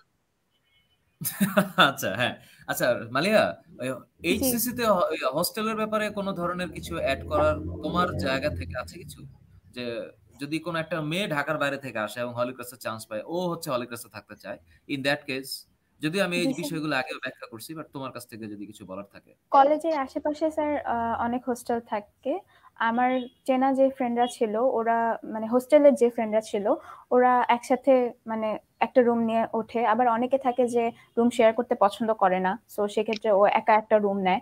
তবে আমার একটা ফ্রেন্ড ছিল এরকম যে ও প্রথমে একা রুম নিলেও পরে ও শেয়ার করতে চাইতো, কারণ আহ মানে প্রথম দিকে আমি ওদের কাছে যেটা শুনেছি যে বাসা ছেড়ে আসলে লোনলি ফিল হয়। ও হয়তো বা রাতে ওর ভয় লাগতো, বা পড়তে বসার সময় ওর অনেক কান্না পেতো। এরকম মানে প্রথম দিকে একটু স্ট্রাগল করতে হয় বাইরে থেকে আসলে, কিন্তু ব্যাপারটা হয় কি 1 মাসের মধ্যেই একটা ফ্যামিলি ক্রিয়েট হয়ে যায়, কলেজেও ইয়েস। ওর হোস্টেলেও। সো ওরা একসাথেই আসে, একসাথেই যায়, একসাথে ল্যাব করে, সবকিছু একসাথে করার ফলে তখন আর ওই প্রবলেমটা থাকে না। কলেজের আশেপাশে অনেক ভালো হোস্টেল থাকে, ওখানেই ম্যাক্সিমাম মেয়েরাই থাকে। ওকে। আর বিষয়টা হচ্ছে কি, একটা নতুন জায়গায় ভর্তি হওয়ার ক্ষেত্রে আগেই সব কিছু জানতে হবে বিষয়টা এমন না। কিছু জিনিস থাকবে যে হ্যাঁ, তুমি চান্স পাইলে, ভর্তি হইলে, পড়ালেখা শুরু করলে, জীবন তোমাকে এমনি লার্নিং দিবে। ভাইয়া নটরডেমের ঘাস কেমন, ভাই বিল্ডিং এর কালার কেমন, হোস্টেল কয় তালা, হ্যাঁ লিফট আছে কিনা, গাড়ির জ্যাম বেশি কিনা, গাড়ির কয়টা চাকা, এত কিছু প্রশ্ন আসলে এগুলো আননেসেসারি। আমার কাছে মনে হয় যে যেই ছাত্র বা যেই ছাত্রী পরীক্ষা দিয়ে চান্স পাবে, এরপরে যখন লেখাপড়া শুরু করবে, ওর সময়ই হচ্ছে ওকে বলে দিবে কি করতে হবে। সো আগে থেকেই একেবারে ইন ডিটেইলে সব কিছু মানে এত কিছু এক্সপ্লেনেশন দেওয়ার প্রয়োজন নাই। আমার মনে হয় যে কয়েকটা জিনিস তোদের কথাবার্তা থেকে আসছে। নাম্বার ওয়ান, প্রিপারেশন কেমনে নিতে হবে পরীক্ষার হলে। পরীক্ষা দেওয়ার সময় আমি তো দেখতেছি এক একজনের প্রশ্ন, মানে স্যার একটা ইভেন প্রশ্নের আনসার দেই স্যার। বল বল। স্যার একজন প্রশ্ন করছে যে হলিক্রস কলেজে হিজাব অ্যালাউড কিনা। যখন হ্যাঁ ক্লাস চলে ওই সময়টাতে অ্যালাউড না, কিন্তু তুমি ঢোকার সময় পরে ঢুকতে পারবে, ঢুকে খুলে ফেলতে হবে, ক্লাস করে আবার বের হওয়ার সময় তখন আবার পরে বের হয়ে আসতে পারবে। সো যতক্ষণ ক্লাস চলছে বা যতক্ষণ তুমি কলেজে অ্যাজ এ স্টুডেন্ট থাকছো ততক্ষণ হিজাব অ্যালাউড না। ইয়েস, মানে সে বাইরে outside of the HCC arena, জি হলিক্রসে স্যার। ঢোকার পরে সে হিজাবটা পরবে না, এবং হচ্ছে আবার হলিক্রস থেকে বের হওয়ার পরে সে হিজাব পরতে পারবে, এই তো বিষয়টা। জি সো স্যার। আগে যদি কেউ মানে এখন আগে চান্স পাইলে এরপরে জীবনের সময় তাকে বলে দিবে কি হবে না হবে। সো এটা হচ্ছে আমার কথা। আমি তোদেরকে আজকে আনছিলাম, আমন্ত্রণ করেছি যে তোদের যে অভিজ্ঞতা, এটা আমার ছাত্রছাত্রীরা বা যারা এই বছর পরীক্ষা দিবে ওরা যেন একটা একটা মোটামুটি আইডিয়া পায়। এরপরে রিয়েল লাইফে অ্যাকচুয়াল জার্নিটা কেমন হবে, এটা যারা হলিক্রসে চান্স পাবে এরা ওদের মানে যোগ্যতা বলে চান্স পাবে, যারা নটরডেমে চান্স পাবে এরা এদের যোগ্যতা বলে চান্স পাবে। এবং এইটাও কথা যে সবাই তো নটরডেমে চান্স পাবে না, এবং নটরডেমে চান্স না পাইলেও জীবন থেমে থাকে না। এখন একটা বিষয় হচ্ছে যে সামিয়া আজকে বুয়েটে পড়ছে, বুয়েটের আর্কিটেকচারে পড়ছে। সো সামিয়ার যে যাত্রাটা, হলিক্রসে কলেজ থেকে পাশ করার পরে সামিয়া মনে হয় আবার এমএসটি তে চান্স পাইছিলা। জি স্যার, এমএসটি ওখানে তে কম্পিউটার সায়েন্সে এপ্রিল থেকে নভেম্বর পর্যন্ত ছিলাম, তারপরে বুয়েটের রেজাল্ট পাবলিশের পরে ওখানে অ্যাডমিশন ক্যান্সেল করে আবার বুয়েটে আসি। ওকে। সো নাবিল, তুই তোর জন্য রাস্তা থাকবে, তুই সামিয়ার সাথে আলাপ করতে পারিস সে ব্যাপারে। হ্যাঁ বল। ইনশাল্লাহ। আচ্ছা স্যার, আমি অল্পতে কয়েকটা কথা বলি। হ্যাঁ প্লিজ। নটরডেম কলেজ লাইফটা নিয়ে আসলে 2 মিনিটে বলবো, বেশি সময় নিব না। আর নটরডেম কলেজে পড়ার সময় প্রাইভেট পড়বো কিনা, টিউশনের ব্যাপারে হচ্ছে মানে টিউশন নিবে কিনা, এই ব্যাপারটাতে হচ্ছে অনেকেই কোশ্চেন করতেছে। আহ নটরডেম কলেজের এইগুলাই হচ্ছে মেইনলি স্পেশালিটিস, বুঝছো, এগুলাই হচ্ছে মানে বিশেষত্ব নটরডেম কলেজের। আমি খুব সংক্ষেপে ল্যাব নিয়ে কথা বলবো, তারপরে হচ্ছে ক্লাব নিয়ে অল্প করে কথা বলবো, আর হচ্ছে 2 বছরের যে লাইফটা ওইটা নিয়ে একটু বলি। প্রথম কথা হচ্ছে নটরডেম কলেজে আসার পরে তুমি খুব মানে আমি নিজে অনেক কিছু শিখতে পারছিলাম আসলে। কারণ কি, আহ, যখন কুমিল্লাতে ছিলাম নিজেকে আসলে ভালো স্টুডেন্ট বলে নিজের কাছে একটা ফিলিংস কাজ করতো আর কি, যে আসলে খুবই ভালো স্টুডেন্ট। কিন্তু নটরডেম কলেজে আসার পরে এই ব্যাপারটা খুব ভালোভাবে মাথা থেকে চলে যাবে। কারণ কি, মানে কোন কোন লেভেলের স্টুডেন্ট যে আসলে আশেপাশে তোমার থাকবে এগুলো আসলে চিন্তা করতে পারবে না, খুব ভালো ভালো স্টুডেন্ট থাকে। তো এই ব্যাপারটাতে হচ্ছে অনেক ধরনের মানে আসলে আমরা কি শিক্ষা নিতে পারি আর কি, যে আসলে তখন নিজের মধ্যে অ্যাকচুয়াল যে রিয়েল আমাদের চিন্তা ভাবনাগুলো তখন ওইগুলো কাজ করে। আর যদি নটরডেম কলেজের ক্লাসগুলো নিয়ে বলি, নটরডেম কলেজের টিচার্সরা খুবই আন্তরিক, যেটা আসলে আনফরচুনেটলি অন্যান্য কিছু অনেক প্রতিষ্ঠান থাকে একটু পেরিফেরি অঞ্চলের দিকে, ওইখানে আসলে টিচার্সরা খুব ভালোভাবে ইন্টারাকশনটা রাখে না স্টুডেন্টদের সাথে। নটরডেম কলেজে এটা খুব ভালোভাবে কাজ করে, টিচার্সরাই হচ্ছে নটরডেম কলেজের আমি বলবো মানে একটা প্রাণ, বুঝছো, অনেক মানে ভালো টিচার্সরা, ওরা খুব ভালো আন্তরিকতার সাথে আমাদেরকে ট্রিট করে। আর নটরডেম কলেজে ক্লাসের ব্যাপারে খুব নিয়মিত ক্লাস হয়। আমি তোমাকে একটু মানে তোমাদেরকে একটু আগে বলছিলাম না যে ক্লাসের ব্যাপারে হচ্ছে যে নিয়মানুবর্তিতার ব্যাপারগুলা, চুল ছোট রাখা, সঠিক সময়ে আসা, এই ব্যাপারগুলা খুব ভালোভাবে যদি তুমি মেনটেন করার পসিবিলিটিস বা ইচ্ছা আগ্রহ থাকে তাহলেই আসলে নটরডেম কলেজে। কারণ কি, তুমি খুব ভালো একজন স্টুডেন্ট হিসেবে নটরডেম কলেজে আসার পরে খুব ভালো মানে খুব বেশি পরিমাণ হতাশা কাজ করতে পারে যদি হুম। নিয়মানুবর্তিতা গুলা খুব মানে স্ট্রিক্টলি ফলো না করা যায়, বা একটু নিজের যদি একটু এক্সাইটেড বেশি থাকে আর কি, বা যদি সামহাউ অহংকার কাজ করে যে আচ্ছা আমি তো মানে দেশের সেরা প্রতিষ্ঠানে পড়তেছি, সো আমি সবকিছু। প্লিজ, কারণ অনেকেই স্টুডেন্ট আছে যারা নটরডেম কলেজে চান্স হয়তো পাওয়ার চেষ্টা করছিল বাট পায় নাই দেখে ওরা এত কড়া লেভেলের একটা পড়া দিছে গত 2 বছর। আলটিমেটলি তো মেইন মানে আমার নিজেরও অ্যাডমিশন আছে, সো এই অ্যাডমিশনটা হচ্ছে মেইন, অনেক কিছু আসলে এদিকে ব্যাপারগুলো কাজ করে। সো অ্যাডমিশনটাই হচ্ছে আমাদের মেইন মানে ইউনিভার্সিটি অ্যাডমিশন গুলা। সো নটরডেম কলেজে আসার পর কোনোভাবেই নিজের যে অহংকার গুলা কাজ করা বা নিজের খুব বড় মনে করা, এই জিনিসগুলো কোনোভাবেই কাজ করা যাবে না। তারপরে হচ্ছে নটরডেম কলেজের টিচারদের সম্পর্কে তো বললাম, আর এই যে প্রাইভেট কেন পড়া লাগবে না সেটার কয়েকটা ব্যাখ্যা বলি। আমি নিজে আসলে হচ্ছে ম্যাথের ক্ষেত্রে 2 মাস প্রথম প্রাইভেট পড়ছিলাম, সো তারপর আসলে পড়ি নাই। কারণ কি, আমি ক্লাস থেকে খুব ভালো সাপোর্ট পাচ্ছিলাম। ক্লাসগুলো প্রত্যেকটা ক্লাস খুব ভালোভাবে ওইখানে আসলে বুঝিয়ে দেওয়া হয় সবকিছু, আইসিটি বলো, বাংলা ইংরেজি প্রত্যেকটা জিনিস। জাস্ট আর একটা মোস্ট ইম্পর্টেন্ট থিং, কুইজ তো থাকে সপ্তাহে 2টা। এই যে কুইজের প্রেসার গুলা, জোস, মানে এত সুন্দর সুন্দর মেমোরিজ আছে আসলে। খুব রাত জেগে অনেকক্ষণ ধরে পড়া টরা শেষ করে তারপর কুইজে যাইতাম। তাও খুব একটা আসলে ভালো হওয়াটা হইতো না, 70-80 থাকতো। তো এই জিনিসগুলো হচ্ছে ওইখানে কাজ করবে, কুইজের ব্যাপারগুলো থাকবে, ল্যাব তো থাকবে, ল্যাব নিয়ে একটু পরে একটু কথা বলতেছি। আর এই যে ক্লাসগুলো যদি তুমি খুব ভালোভাবে চান্স পাওয়ার পরে ফলো করো, টিচার্সরা যেভাবে যেটা পড়াচ্ছে প্রতিদিনের পড়া প্রতিদিন, এটা কিন্তু আসলে যত সহজে বলতেছি ব্যাপারটা খুব সহজ না। কারণ প্রত্যেকটা প্রতিদিন 6টা ক্লাস হবে, 8টা 40, 8টা থেকে 12টা 40 পর্যন্ত। তারপরে আবার লেব থাকবে। হ্যাঁ, মোটামুটি মানে 5টা 6টা মানে বাইজে যাইতে পারে। 2 দিন হচ্ছে লেব থাকে আর কি, যেদিন লেব থাকবে। সো তখন হচ্ছে বাসায় যায় পৌঁছাইতে, নিজে ফ্রেশ হয়ে তারপর আবার পড়তে বসা। সো এই ব্যাপারগুলো হচ্ছে একটু টাইম নিতে পারে আর কি। তো আলটিমেটলি নিজে পড়াশোনা করার জন্য দেখা যায় যে যদি আমরা 12টার দিকে ঘুমিয়ে পড়ি, তাহলে মোটামুটি 5-6 ঘন্টা সময় পাওয়া যায়। আর যারা মতিঝিল থেকে একটু বেশি দূরে, মিরপুর মোহাম্মদপুর থাকে, আমার এমনও সিচুয়েশন মানে এরকম হয়েছিল যে আমি বাসায় যেয়ে পৌঁছেছিলাম রাত্রে 9টা 10টায়, 12টার মধ্যে আবার ঘুমিয়ে পড়া, কারণ সকালবেলা ফজর নামাজ আছে। তো এই জিনিসগুলো তো হচ্ছে 2 ঘন্টা পরে তো আর খুব ভালো একটা কাজ হইতো না। তো আলটিমেটলি ফার্স্ট ইয়ারের আমার অভিজ্ঞতাটা খুবই মানে আমার খারাপ ছিল আর কি, এই কয়েকটা কারণে। বাট অত খারাপ ছিল না। তো এই কারণে আমি বলবো যদি সম্ভব হয় নটরডেমের আশেপাশে কোথাও থাকার ব্যবস্থা করা। আবার নটরডেমের বাইরে থেকে অনেক অনেক ভালো করছে, যেমন মুবি নিগবে মকবুল ভাইয়ের কথা বলতে পারি, যিনি এই 19 সনে এই যে ডেন্টালে প্রথম হয়েছিল, ঢাকা মেডিকেল কলেজে হচ্ছে 107 না কততম হয়েছিল, তারপর জাহাঙ্গীরনগর ডি ইউনিটে ফার্স্ট হয়েছিল। তো উনি তো ইভেন নটরডেম কলেজে উনি আলটিমেটলি টেস্ট এক্সামের পর ফুল মানে কলেজে উনি প্রথম স্থান অর্জন করছিল। তো উনি তো তার মানে পারছিল, কারণ উনি বাসে বসে বসে যাওয়ার সময় পড়াশোনা করে যাইতো আর কি। তো এই ব্যাপারগুলো হচ্ছে নটরডেমে পড়াশোনা করার কালীন এই ব্যাপারগুলো মাথায় রাখতে হবে। ল্যাবের ক্ষেত্রে বলি, ল্যাবটা হচ্ছে মানে প্র্যাকটিক্যালের ব্যাপারটা নটরডেম কলেজে খুবই খুবই এক কথায় অমায়িক। কারণ আমরা যখনই সাধারণত এসএসসি তো এটা ফিল করা যায়, যখন হচ্ছে আমরা একটা টপিক নিয়ে আসলে পড়াশোনা করি, তখন ওইটা নিয়ে আসলে প্র্যাকটিক্যাল যেই ভিজুয়ালাইজেশনটা সেটা আমাদের খুব ভালোভাবে আসে না। তো এই নটরডেমে এত এত ল্যাব করবা, আর ফিজিক্স ল্যাবের কথা আলাদা করে বলতে হয়, এখানে আসলে অদ্ভুত একটা মেকআপ বলতে জিনিস থাকে। সো মেকআপ হচ্ছে মানে ধরো টিচার একটা জিনিস ডেমনস্ট্রেট করলো, তারপর ওইটা তুমি হচ্ছে ভালোভাবে আবার সাবমিট করতে পারলা না নিজে প্র্যাকটিক্যালটা করে, তারপরে হচ্ছে এটা তোমার আরেকবার পরের কোনো মানে গ্রুপের সাথে করতে হবে, তারপর না পারলে আরেকবার করতে হবে, মানে তোমার এটা করেই তারপর ওরা হচ্ছে তোমাকে সাইন দিবে আর কি। সো এরকম অনেক রুলস থাকে। নটরডেম কলেজে যখন তুমি থিওরি গুলা পড়বা, যেমন আমি আরেকটা বায়োলজির ক্ষেত্রে বলতে পারি, যেমন ধরো লাভ ইউ রোহিতা, মানে রুই মাছের ক্ষেত্রে আমরা তো অনেক কিছু পড়ি।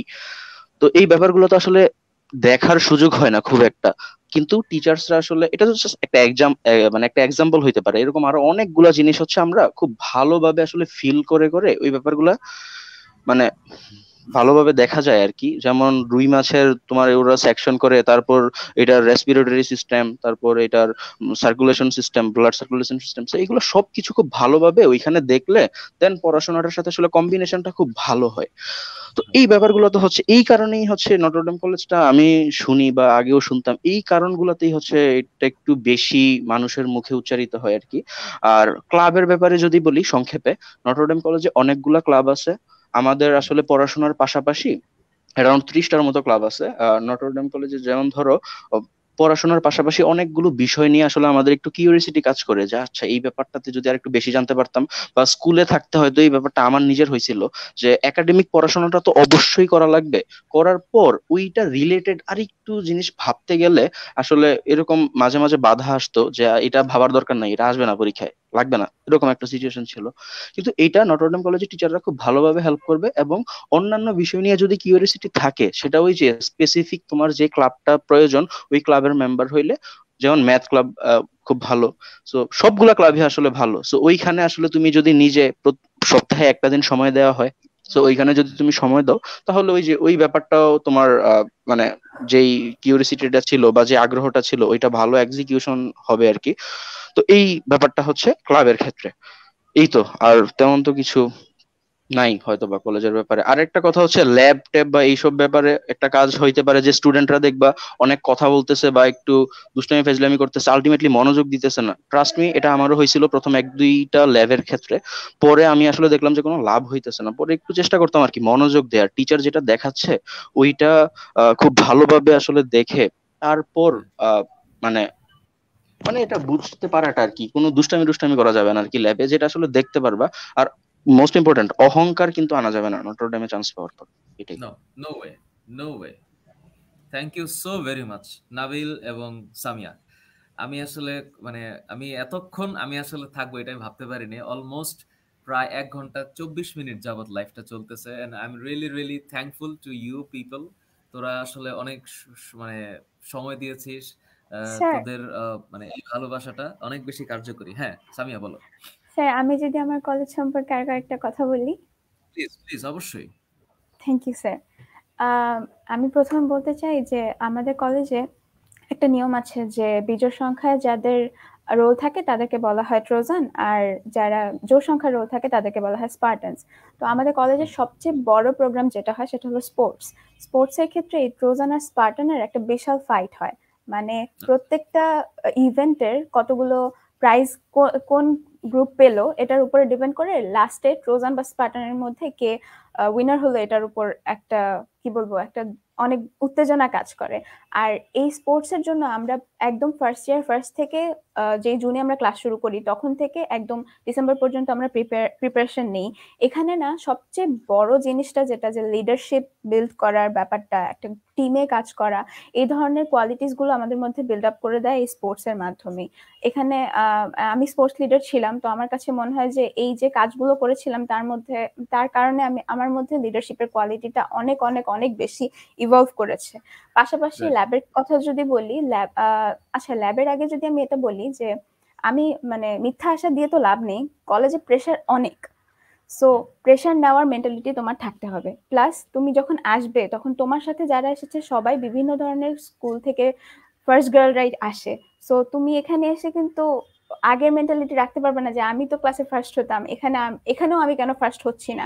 প্রথম একটু ধাক্কা লাগতে পারে, কিন্তু কখনো আশা হারানো যাবে না, তুমি কখনো গিভ আপ করতে পারবে না। গিভ আপ করলেই কিন্তু তখন আস্তে আস্তে নিচে যেতে থাকবা। সো কনসিস্টেন্সিটা মেনটেন করতে হবে, সবসময় কনসিস্টেন্ট থাকতে হবে। নিজের সাথে নিজেকে কম্পেয়ার করতে হবে, আরেকজনের সাথে কম্পেয়ার করে গিভ আপ করে দিলে হবে না। আসলে তখন তুমি আগাতে পারবে না। আমাদেরকে প্রথম ক্লাসে সিস্টার শিখার সপ্তাহে একটা ক্লাস হয়। সিস্টার শিখা আমাদের অধ্যক্ষ, ওনার একটা ক্লাস হয় সপ্তাহে। এই ক্লাসটা একটা কি বলবো একটা ফ্রেশ এয়ারের মতো আমাদের লাইফে কাজ করে। মানে মনে হয় যে সারা সপ্তাহের স্ট্রেসটা ওই 30 মিনিটের মধ্যে একদম ভ্যানিশ হয়ে গেল এরকম। উনি এত সুন্দর করে ক্লাসটা নেয়। উনি আমাদের একটা কথা বলেছিলেন প্রথম ক্লাসে, only a living fish can swim against the current. So আমরা হলাম সেই লিভিং ফিশ যারা কারেন্টের এগেইনস্টে সাঁতার কেটে এই পর্যন্ত আসতে পেরেছি। সো আমাদের জীবনী শক্তিটা এত বেশি যে এত সহজে আমরা দমে যেতে পারি না। এই ব্যাপারগুলো আমার কাছে মনে হয় যে নিজের যে আত্মবিশ্বাস বিল্ড করা, সেলফ কনফিডেন্স, নিজের উপরে বিশ্বাস করে কোনো কিছুতে পার্টিসিপেট করা, নিজের বিভিন্ন ধরনের লেটেন্ট ট্যালেন্ট গুলোকে ফ্লারিশ করা, এই ধরনের কাজে হোলি ক্রস আমাকে এবং আমার যত সহপাঠী আছে এছাড়াও অন্য আমাদের কলেজে যত মেয়েরা পড়ে সবাইকে অনেক অনেক অনেক বেশি হেল্প করে। আরেকটা জিনিস হলো যে যতই উপরের দিকে যাবা দেখবা যে ওয়ার্ল্ডের বিভিন্ন ধরনের বড় বড় অর্গানাইজেশনে বা তুমি যে কোনো জায়গায় গেলেই হোলি ক্রসের মেয়ে তুমি পাবা, এবং সেটা এক ধরনের হোপ ক্রিয়েট করে যে আচ্ছা উনি সেখানে যেতে পারলে আমি অবশ্যই পারবো। যেমন আমাদের ব্যাচে একটা প্রোগ্রাম করা হয়েছিল, গুণীজন সংবর্ধনা অনুষ্ঠান। সেখানে ডক্টর দীপুমণি এসেছিলেন, ডক্টর শিরিন শারমিন চৌধুরী এসেছিলেন। তো ওই প্রোগ্রামটা আমরা উইটনেস করেছিলাম সামনাসামনি বসে। তো ওই ফিলিংটা যেটা যে উনারাও আমাদের মতো এই জায়গায় ছিল, উনারা এখন দেশের সবচেয়ে বড় পজিশনে চলে গেছে, ইভেন ইন্টারন্যাশনালি। যে কিছুদিন আগে আর্কিটেক্ট মেরিনা প্রাইজ পেলেন। তো এই ধরনের ব্যাপারগুলো আমাদের ইন্সপিরেশনের মতো কাজ করে। সো তুমি যখন দেখবে যে তোমার সিনিয়ররাই এত ভালো করতে পারছে, তোমার মধ্যে ওই কনফিডেন্সটা অটোমেটিক্যালি চলে আসবে যে এই জায়গায় এখানে বসেই তারা সেই জিনিসগুলো অ্যাচিভ করতে পেরেছে। আর ল্যাব নিয়ে যেটা বলবো যে ল্যাবের প্রেশার থাকবে, কিন্তু চেষ্টা করবা এনজয় করতে। কারণ কি ল্যাবগুলো আসলে এনজয় করার মতোই হয়। আমরা হয়তো বা টায়ার্ডনেসের কারণে বা অনেক বেশি এতক্ষণ ক্লাস করে এসে আবার আরো 4 ঘন্টার ল্যাব, এটা ভাবলেই তো এক ধরনের স্ট্রেস চলে আসে। এটা নেওয়ার চেষ্টা করবা না, একটু ফ্রেশ হয়ে 15 মিনিটের মধ্যে একটু ফ্রেশ হয়ে আবার নতুন ভাবে ক্লাসে জয়েন করতেছে, এভাবে নতুন কিছু শিখতে আসলে এই ব্যাপারগুলো তুমি থিওরি ক্লাসে যেটা পড়েছো সেটা এখন প্র্যাকটিক্যালি দেখবে, ব্যাপারটা মজার, এভাবে নিতে হবে। আমাদের এমনও দিন গিয়েছে যে বসন্তের প্রোগ্রাম করে শাড়ি পরেই আমরা বায়োলজি ল্যাবে রুই মাছ কেটেছি, রুই মাছের মাথা, আর্টারি অ্যাফারেন্ট ধমনী এটসেট্রা এটসেট্রা এসব করতে হয়েছে। সো আমরা ব্যাপারগুলোকে এনজয় করতাম, কখনো টায়ার্ড হয়ে বা রাগ হয়ে বা মেজাজ গরম করে কখনো ল্যাব করিনি, সবসময় এনজয় করার চেষ্টা করতাম। সো স্ট্রেসের ফলে কখনো নিজেকে ইনফিরিয়রিটি কমপ্লেক্সে ভুগবা না। তুমি ভাববা যে তুমি যে ফাইটের মধ্যে আসছো সবাই সেই ফাইটের মধ্যে দিয়ে আসছে, তোমার মধ্যেও ক্যাপাবিলিটি আছে আরেকজন। এর মাঝখানে আবার অনেক সময় এমন হয়, আমার ক্ষেত্রে এমন হয়েছিল, স্কলারশিপের রেজাল্ট দেওয়ার পরে অনেকে ট্যালেন্ট পুলে পায়, জেনারেলে পায়, এটা নিয়ে কথাবার্তা চলে ক্লাসের মধ্যে। তো তখনও কোনোভাবে নিজেকে ছোট মনে করাই যাবে না, কোনোভাবে না। তোমার কম্পিটিশন তোমার সাথে, তোমার এইম তোমার সাথে, তুমি তোমার এইম ফিক্স করে রাখবা, যেটা হতে চাও, কোথায় পড়তে চাও, এই এইম ফিক্স করে তুমি সেদিকে আগাতে থাকবা। টিচাররা তোমাকে কনস্ট্যান্টলি হেল্প করবে। আমার কাছে এই কারণে আমার কলেজের কালচারটা অনেক ভালো লাগে। আমার কাছে মনে হয় যে এই কলেজটা আমার লাইফের একটা বিশাল বড় টার্নিং পয়েন্ট হিসেবে কাজ করেছে, বিশাল বড় টার্নিং পয়েন্ট হিসেবে আমার কনফিডেন্স বিল্ড আপ করতে, নিজের একাডেমিক ওয়েতেও আমাকে অনেক বেশি এনরিচ করেছে। এই কারণে আমি কলেজটাকে পছন্দ করি। Thank you. নাবিল, তোর কি শেষে কোনো কিছু অ্যাড করার যদি থাকে তাহলে আমরা না, এই যে কয়েকটা কোশ্চেন ছিল, জাস্ট আমরা শেষ করে দিচ্ছি 1-2 মিনিটের মধ্যেই, ফুল লাইভটাই হয়তোবা। সো কয়েকটা কোশ্চেন হচ্ছে নটরডেমের রিলিজিয়নের যে একটা ডিফারেন্সের ব্যাপারগুলো, প্লিজ এগুলা নিয়ে কোনো প্রবলেম হয় না। নটরডেম কলেজ কি প্রত্যেকটা ক্ষেত্রেই আসলে আমরা সাধারণ একটা মানে চিন্তা ভাবনা কাজ করে যে নটরডেম হয়তো বা একটু যে রিলিজিয়নের ব্যাপারগুলো নিয়ে হয়তো একটু এদিক সেদিক করতে পারে, প্লিজ না, এগুলা কোনো প্রবলেম নাই। তুমি তোমার ধর্মে, কারণ অনেক মুসলিম স্টুডেন্ট এখানে পড়ে, অনেক হিন্দু পড়ে, অনেক বৌদ্ধ পড়ে, অনেক খ্রিস্টান পড়ে। সো এগুলা নিয়ে কোনো প্রবলেম নাই। ওইখানে নামাজের কক্ষ আছে। হ্যাঁ, আমি পার্সোনালি চেষ্টা করতাম মানে ক্লাসের ফাঁকে মানে এই যে যখন ল্যাবের ফাঁকে আর ক্লাস শেষ হইতো তখন নামাজটা পড়ে ফেলার। সো নামাজ কালাম সবকিছু আছে, দাড়ি টাড়ি নিয়ে কোনো প্রবলেম নাই। মানে রিলিজিয়ন টাইপ মানে ধর্ম নিয়ে কোনো ধরনের কোনো প্রবলেম নাই। তারপর অনেকে বলতেছো যে ক্রস চিহ্ন নিয়ে, আসলে ক্রস চিহ্ন বা এগুলা আমি আসলে খুব একটা মানে অন্যভাবে দেখতাম না, কারণ আমি আমার ধর্মের প্রতি যেহেতু ঠিকঠাক আছি। সো এটাই হচ্ছে আমার কাছে ম্যাটার করে। এখন তুমি তো নামাজ ফুল পড়ার ওদের সুযোগ একটা আমাদের কলেজেও ছিল। সরি আমি সব, হ্যাঁ, ইন্টারাপ্ট করলাম এগুলা তো না। হ্যাঁ, নামাজ থাকে, পড়ার সুযোগ এগুলো নিয়ে কোনো থাকে। বিষয় না। হ্যাঁ, এইগুলা নিয়ে আসলে যারা একটু বেশি চিন্তা ভাবনা করতেছো, হ্যাঁ আমি জানি ধর্মের ব্যাপারটা একটু ডিফারেন্ট মাইন্ডসেট ভাবে দেখা হয়, কিন্তু প্লিজ তুমি তোমার যেই চিন্তা ভাবনা আছে সেগুলাই হচ্ছে তুমি মানে ওইদিকে অ্যাপ্লাই করতে পারবা আর কি। ওই রকম চিন্তা ভাবনা করার কোনো কারণই নেই। এই তো, এর বাইরে কিছু না।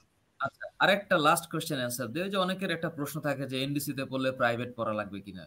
এই প্রশ্নটা আসলে কেন আসে আমি বুঝি না। আমার মনে হয় না এনডিসি তে টিচাররা যেভাবে পড়ায় এটা যদি একটা স্টুডেন্ট ধরতে পারে, ওরা যদি বাসায় প্র্যাকটিস করে, আমার তো মনে হয় না যে লাগবে।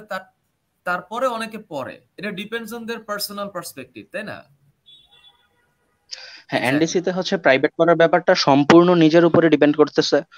মানে প্রাইভেট না পড়েও হচ্ছে আমার এরকম অনেক ফ্রেন্ড আছে খুবই ভালো করছে প্রাইভেট মানে না পড়ে আর কি, মানে খুবই খুবই ভালো করছে কলেজ লাইফে। সো এই ব্যাপারগুলো তো অবশ্যই আছে। মানে প্রাইভেট পড়াটা আসলে ম্যান্ডেটরি না। ক্লাসগুলো যে ওই যে বললাম না, নটরডেম কলেজে যদি নিয়মানুবর্তিতাটা খুব ভালোভাবে পালন করা যায়, 2 বছর পরে আসলে যেমন আমার খুব ভালো লাগে মাঝে মাঝে এই কয়েকদিন কলেজ যেহেতু শেষ হয়েছে। তো এই ভালো লাগাটা কাজ করবে আর কি যদি নিয়মানুবর্তিতার সাথে মানে ফুল কলেজ লাইফটাকে পার করা যায়। এর বাইরে এরপর আসলে কিছু না, খুব ওভার থিঙ্কিং করার কিছু নাই এটা নিয়ে আসলে। না, জীবনে এরপর অনেক আর বড় অনেক জায়গায় সম্মান, অনেক মর্যাদার অনেক কিছু পাওয়া যায়। আমার নিজের কলেজ লাইফে আসলে কত মানে ওই যে আঙ্কেলরা আসলে কত সুন্দরভাবে ট্রিট করতে দেখতাম। মানে ওনারা কতজন নাম্বার টাম্বার নিত, ফোন নাম্বার বলতো যে ওনার ছেলে বা ছেলে হয়তো বা পড়বে, এরকম বিষয়গুলা। তো এগুলা তো থাকে। তারপরে হচ্ছে নটরডেম যেহেতু এই যে একটা সম্মান খুব ভালো দেয়া হয় আসলে, এটা মানে এটা ইনস্টিটিউশনের একটা ব্যাপারের কারণেই, ওদের পারফরমেন্সের ব্যাপারের কারণেই অনেক বছর যাবত।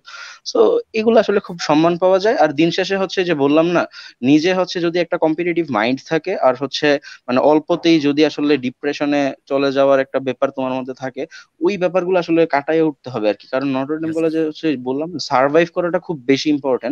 অনেক ধরনের স্টুডেন্ট দেখবা, হ্যাঁ অনেক ট্যালেন্ট, অনেক মানে এক্সট্রা অর্ডিনারি স্টুডেন্টও আছে। সো এগুলোর সাথে জাস্ট নিজের দিকে নিজে, আপু একটু আগে যেটা বলতেছিল, নিজের সাথে নিজের হচ্ছে মানে কথা বলার চেষ্টা করবো আর কি, যে আচ্ছা ঠিক আছে আমি এইভাবে চলার চেষ্টা করি, আহ পরের কুইজে ভালো করি, তারপরের কুইজে ভালো করি, প্রতিদিনের পর প্রতিদিন পরে গেলে আসলে কুইজ ভালো হয়। আমি অনেক কুইজে খারাপ করছিলাম, আবার অনেক কুইজে খুব ভালো করছিলাম। কুইজ যখন দেখছিলাম খারাপ করছি, তখন আসলে আমি পড়ে যাইনি, মানে ভালোভাবে পড়িনি। পরীক্ষার আগের দিন রাত জাগে সারা রাত পড়তাম, পরে আলটিমেটলি পরীক্ষার হলে দেখতাম যে 60, 70, 75 পাইতাম। তো এই ব্যাপারগুলো কাজ করতো আর কি। আবার অনেক পরীক্ষাতে মানে ম্যাথটাতে 100 পাইছিলাম। তো এই জিনিসগুলা কাজ করে। তো এটাই। আচ্ছা, লাস্ট স্যার আরেকটা একটা কোশ্চেন। প্রশ্ন বারবার আসতেছে স্যার, যে কলেজের হোস্টেল কি নিজস্ব নাকি? না স্যার, কলেজের হোস্টেল নিজস্ব না। কলেজের আশেপাশে অনেক হোস্টেল থাকে, সেখানে মেয়েরা একসাথেই থাকে। সো এটা সিকিউরিটি নিয়ে আমার মনে হয় না কোনো প্রবলেম থাকে। তো তুমি নিশ্চিন্তে যেতে পারো।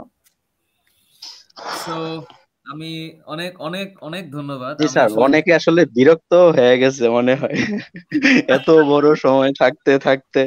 প্রতাপের কোয়েশ্চেন নিয়ে স্যার কত যে কথা দেখলাম, প্রতাপ মাছ ধরে না শিকার করে। এনিওয়েজ, আসলে যার অনেকে প্রয়োজন একটু তার জন্য দুষ্টামিও করবে আর কি। nobody is hmm, actually bound to see, right? যার প্রয়োজন সে দেখবে। এই পৃথিবীতে তো, এই ডিজিটাল দুনিয়াতে অনেক কিছু হচ্ছে, তাই না? এখন আমার আমার ফোকাস যেখানে, আমি সেই জায়গায় ট্রাই করব। এখন যার প্রয়োজন সে থাকবে, যার প্রয়োজন নেই সে তো থাকবে না। এখন সেকেন্ডলি আমি লাস্টলি যেটা বলতে চাই, যে তোরা 1.5 ঘন্টা সময় দিয়েছিস, এবং আমার যারা স্টুডেন্ট, যারা পরবর্তীতে বিদ্যা অর্জন করার জন্য ভালো একটা কলেজের কথা চিন্তা করে, এখন কেন এনডিসি এবং হলিক্রস নিয়ে আসছি? দেশে কি আর কোনো ভালো কলেজ নাই? অনেক আছে। ঢাকার বাইরে কি ভালো কলেজ নাই? আছে। ঢাকার বাইরের কলেজের স্টুডেন্টরা কি ওয়ার্ল্ড ক্লাস হচ্ছে না? হচ্ছে। বাট থিং ইজ, যে একটা ভালো ইনস্টিটিউশন ম্যাটার করে। এই কারণে হলিক্রস, নটরডেম, সেন্ট জোসেফের দিকে একটা চোখ থাকে সবার। বাট এই ধরনের অনেক নামি দামি কলেজ না পড়ে, অনেক ভালো প্রতিষ্ঠানে না পড়েও অনেক বিশ্বসেরা হয়েছে, অনেক ইন্টারন্যাশনাল লেভেলের একটা পর্যায়ে গিয়েছে, বা একটা নতুন কিছু আবিষ্কার করেছে। সুতরাং হলিক্রসে বা নটরডেমে বা সেন্ট জোসেফে চান্স পাওয়ার জন্য যারা পরীক্ষা দিবে, অবশ্যই চেষ্টা করবে সেরাগুলো ভর্তি হবে। আর যারা চান্স পায় নাই, এরাও সেরা। এরাও যে সেরা না তা না, এরাও সেরা। এরা অন্য কোনো কলেজগুলোতে চান্স পাবে, এবং ওই সকল ছাত্রছাত্রীদের কারণে ওই কলেজগুলো ডেভেলপ করবে। সো আজকে নটরডেমে ঢুকলে একটা ছেলে বা একটা হলিক্রসে ঢুকলে একটা মেয়ে একটু নতুন জীবন দেখতে পারে, বিকজ সে একটা ভালো, একটা স্ট্যান্ডার্ড, একটা গুড কোয়ালিটি একটা টিচারের সান্নিধ্য পাচ্ছে, একটা বিউটিফুল, একটা অর্গানাইজড, একটা এক্সেপশনাল টাইপ অফ ল্যাব দেখতে পাচ্ছে, একটা সুন্দর, একটা স্ট্র্যাটেজিক ওয়েতে সে চলতে পারছে। তার উইকলি, তার কুইজ, তার ল্যাব, তার এক্সাম, এটা যখন চলতে থাকবে এবং একটা ভালো শিক্ষকের সান্নিধ্য পাবে, তখন একটা ছাত্রছাত্রীর জীবনটা সুন্দর হওয়ার চান্স বেশি থাকে। আর অন্যান্য দিকে দেখা যাচ্ছে, একটা শিক্ষার্থী যদি কোনো খুব একটা কেয়ারফুল টিচারের সান্নিধ্যে না পায়, তখন তার জীবনের পথ চলার জন্য তার নিজস্ব চিন্তাকে বেশি প্রাধান্য দিতে হয়। সো এই হচ্ছে পার্থক্য, আর কিছু না। সো আল্লাহ ভরসা, দিন শেষে আমরা সবাই চেষ্টা করি। বছরের পর বছর স্টুডেন্ট নটরডেম কলেজে ভর্তি হয়েছে, অনেকে চান্স পেয়েছে, অনেকে চান্স পায় নাই। জীবন বহমান, সময় চলমান, চলবে। সো তোদেরকে অনেক থ্যাংক ইউ দিতে চাই। অনেক ভালো থাক। এবং আমার স্টুডেন্ট যারা এবার পরীক্ষা দিবে এবং পরবর্তীতে পরীক্ষা দিবে, তোদের সাথে যোগাযোগ যদি করে, তোর একটা ভালো গাইডলাইন দিস। আর হচ্ছে ইনশাআল্লাহ। তোদের জন্য আমি দোয়া করি, তোরা আমার জন্য দোয়া আমার করিস, তো এবং এখন আমরা ওই সবাই। পজিশন হয় নাই। অবশ্যই স্যার। হ্যাঁ, ঠিক আছে, তাহলে আমার আজকের মতো এখানে বিদায় নিচ্ছি। Thank you sir, Nabil, thank you sir. হ্যাঁ স্যার, নাবিল, সামিয়া। আমি এই তো স্যার আমার জন্য আসলে দোয়া করেন, কারণ আমি আসলে এখন খুব ক্রুশাল একটা স্টেজে আছি বর্তমানে। হ্যাঁ হ্যাঁ, আমার 3-4 মাস কলেজের পর আসলে। আর সামিয়ার সাথে কমিউনিকেট করিস। ও তো একটা বুয়েটে চলে গেছে, ওর পরবর্তী 4 বছর ও একটা বিশাল প্যারায় থাকবে। তো তোরা কেমনে প্যারার মধ্যে রাখা যায়, এই চেষ্টা ও সামিয়া করবে। ঠিক হ্যাঁ আছে স্যার, তাইলে, আমার মেইনলি মেডিকেলের দিকে হচ্ছে একটা ভালো ইন্টেনশন আছে। মেডিকেলের জন্য ট্রাই করবি। ঠিক আছে, এনিওয়েজ, অনেক অনেক ভালো করে পর। Wish you all the best, good luck, bye. Thank you sir. আসসালামু আসসালাম। আলাইকুম স্যার। স্যার আমি কিভাবে লিভ নিব? বলো। হ্যাঁ।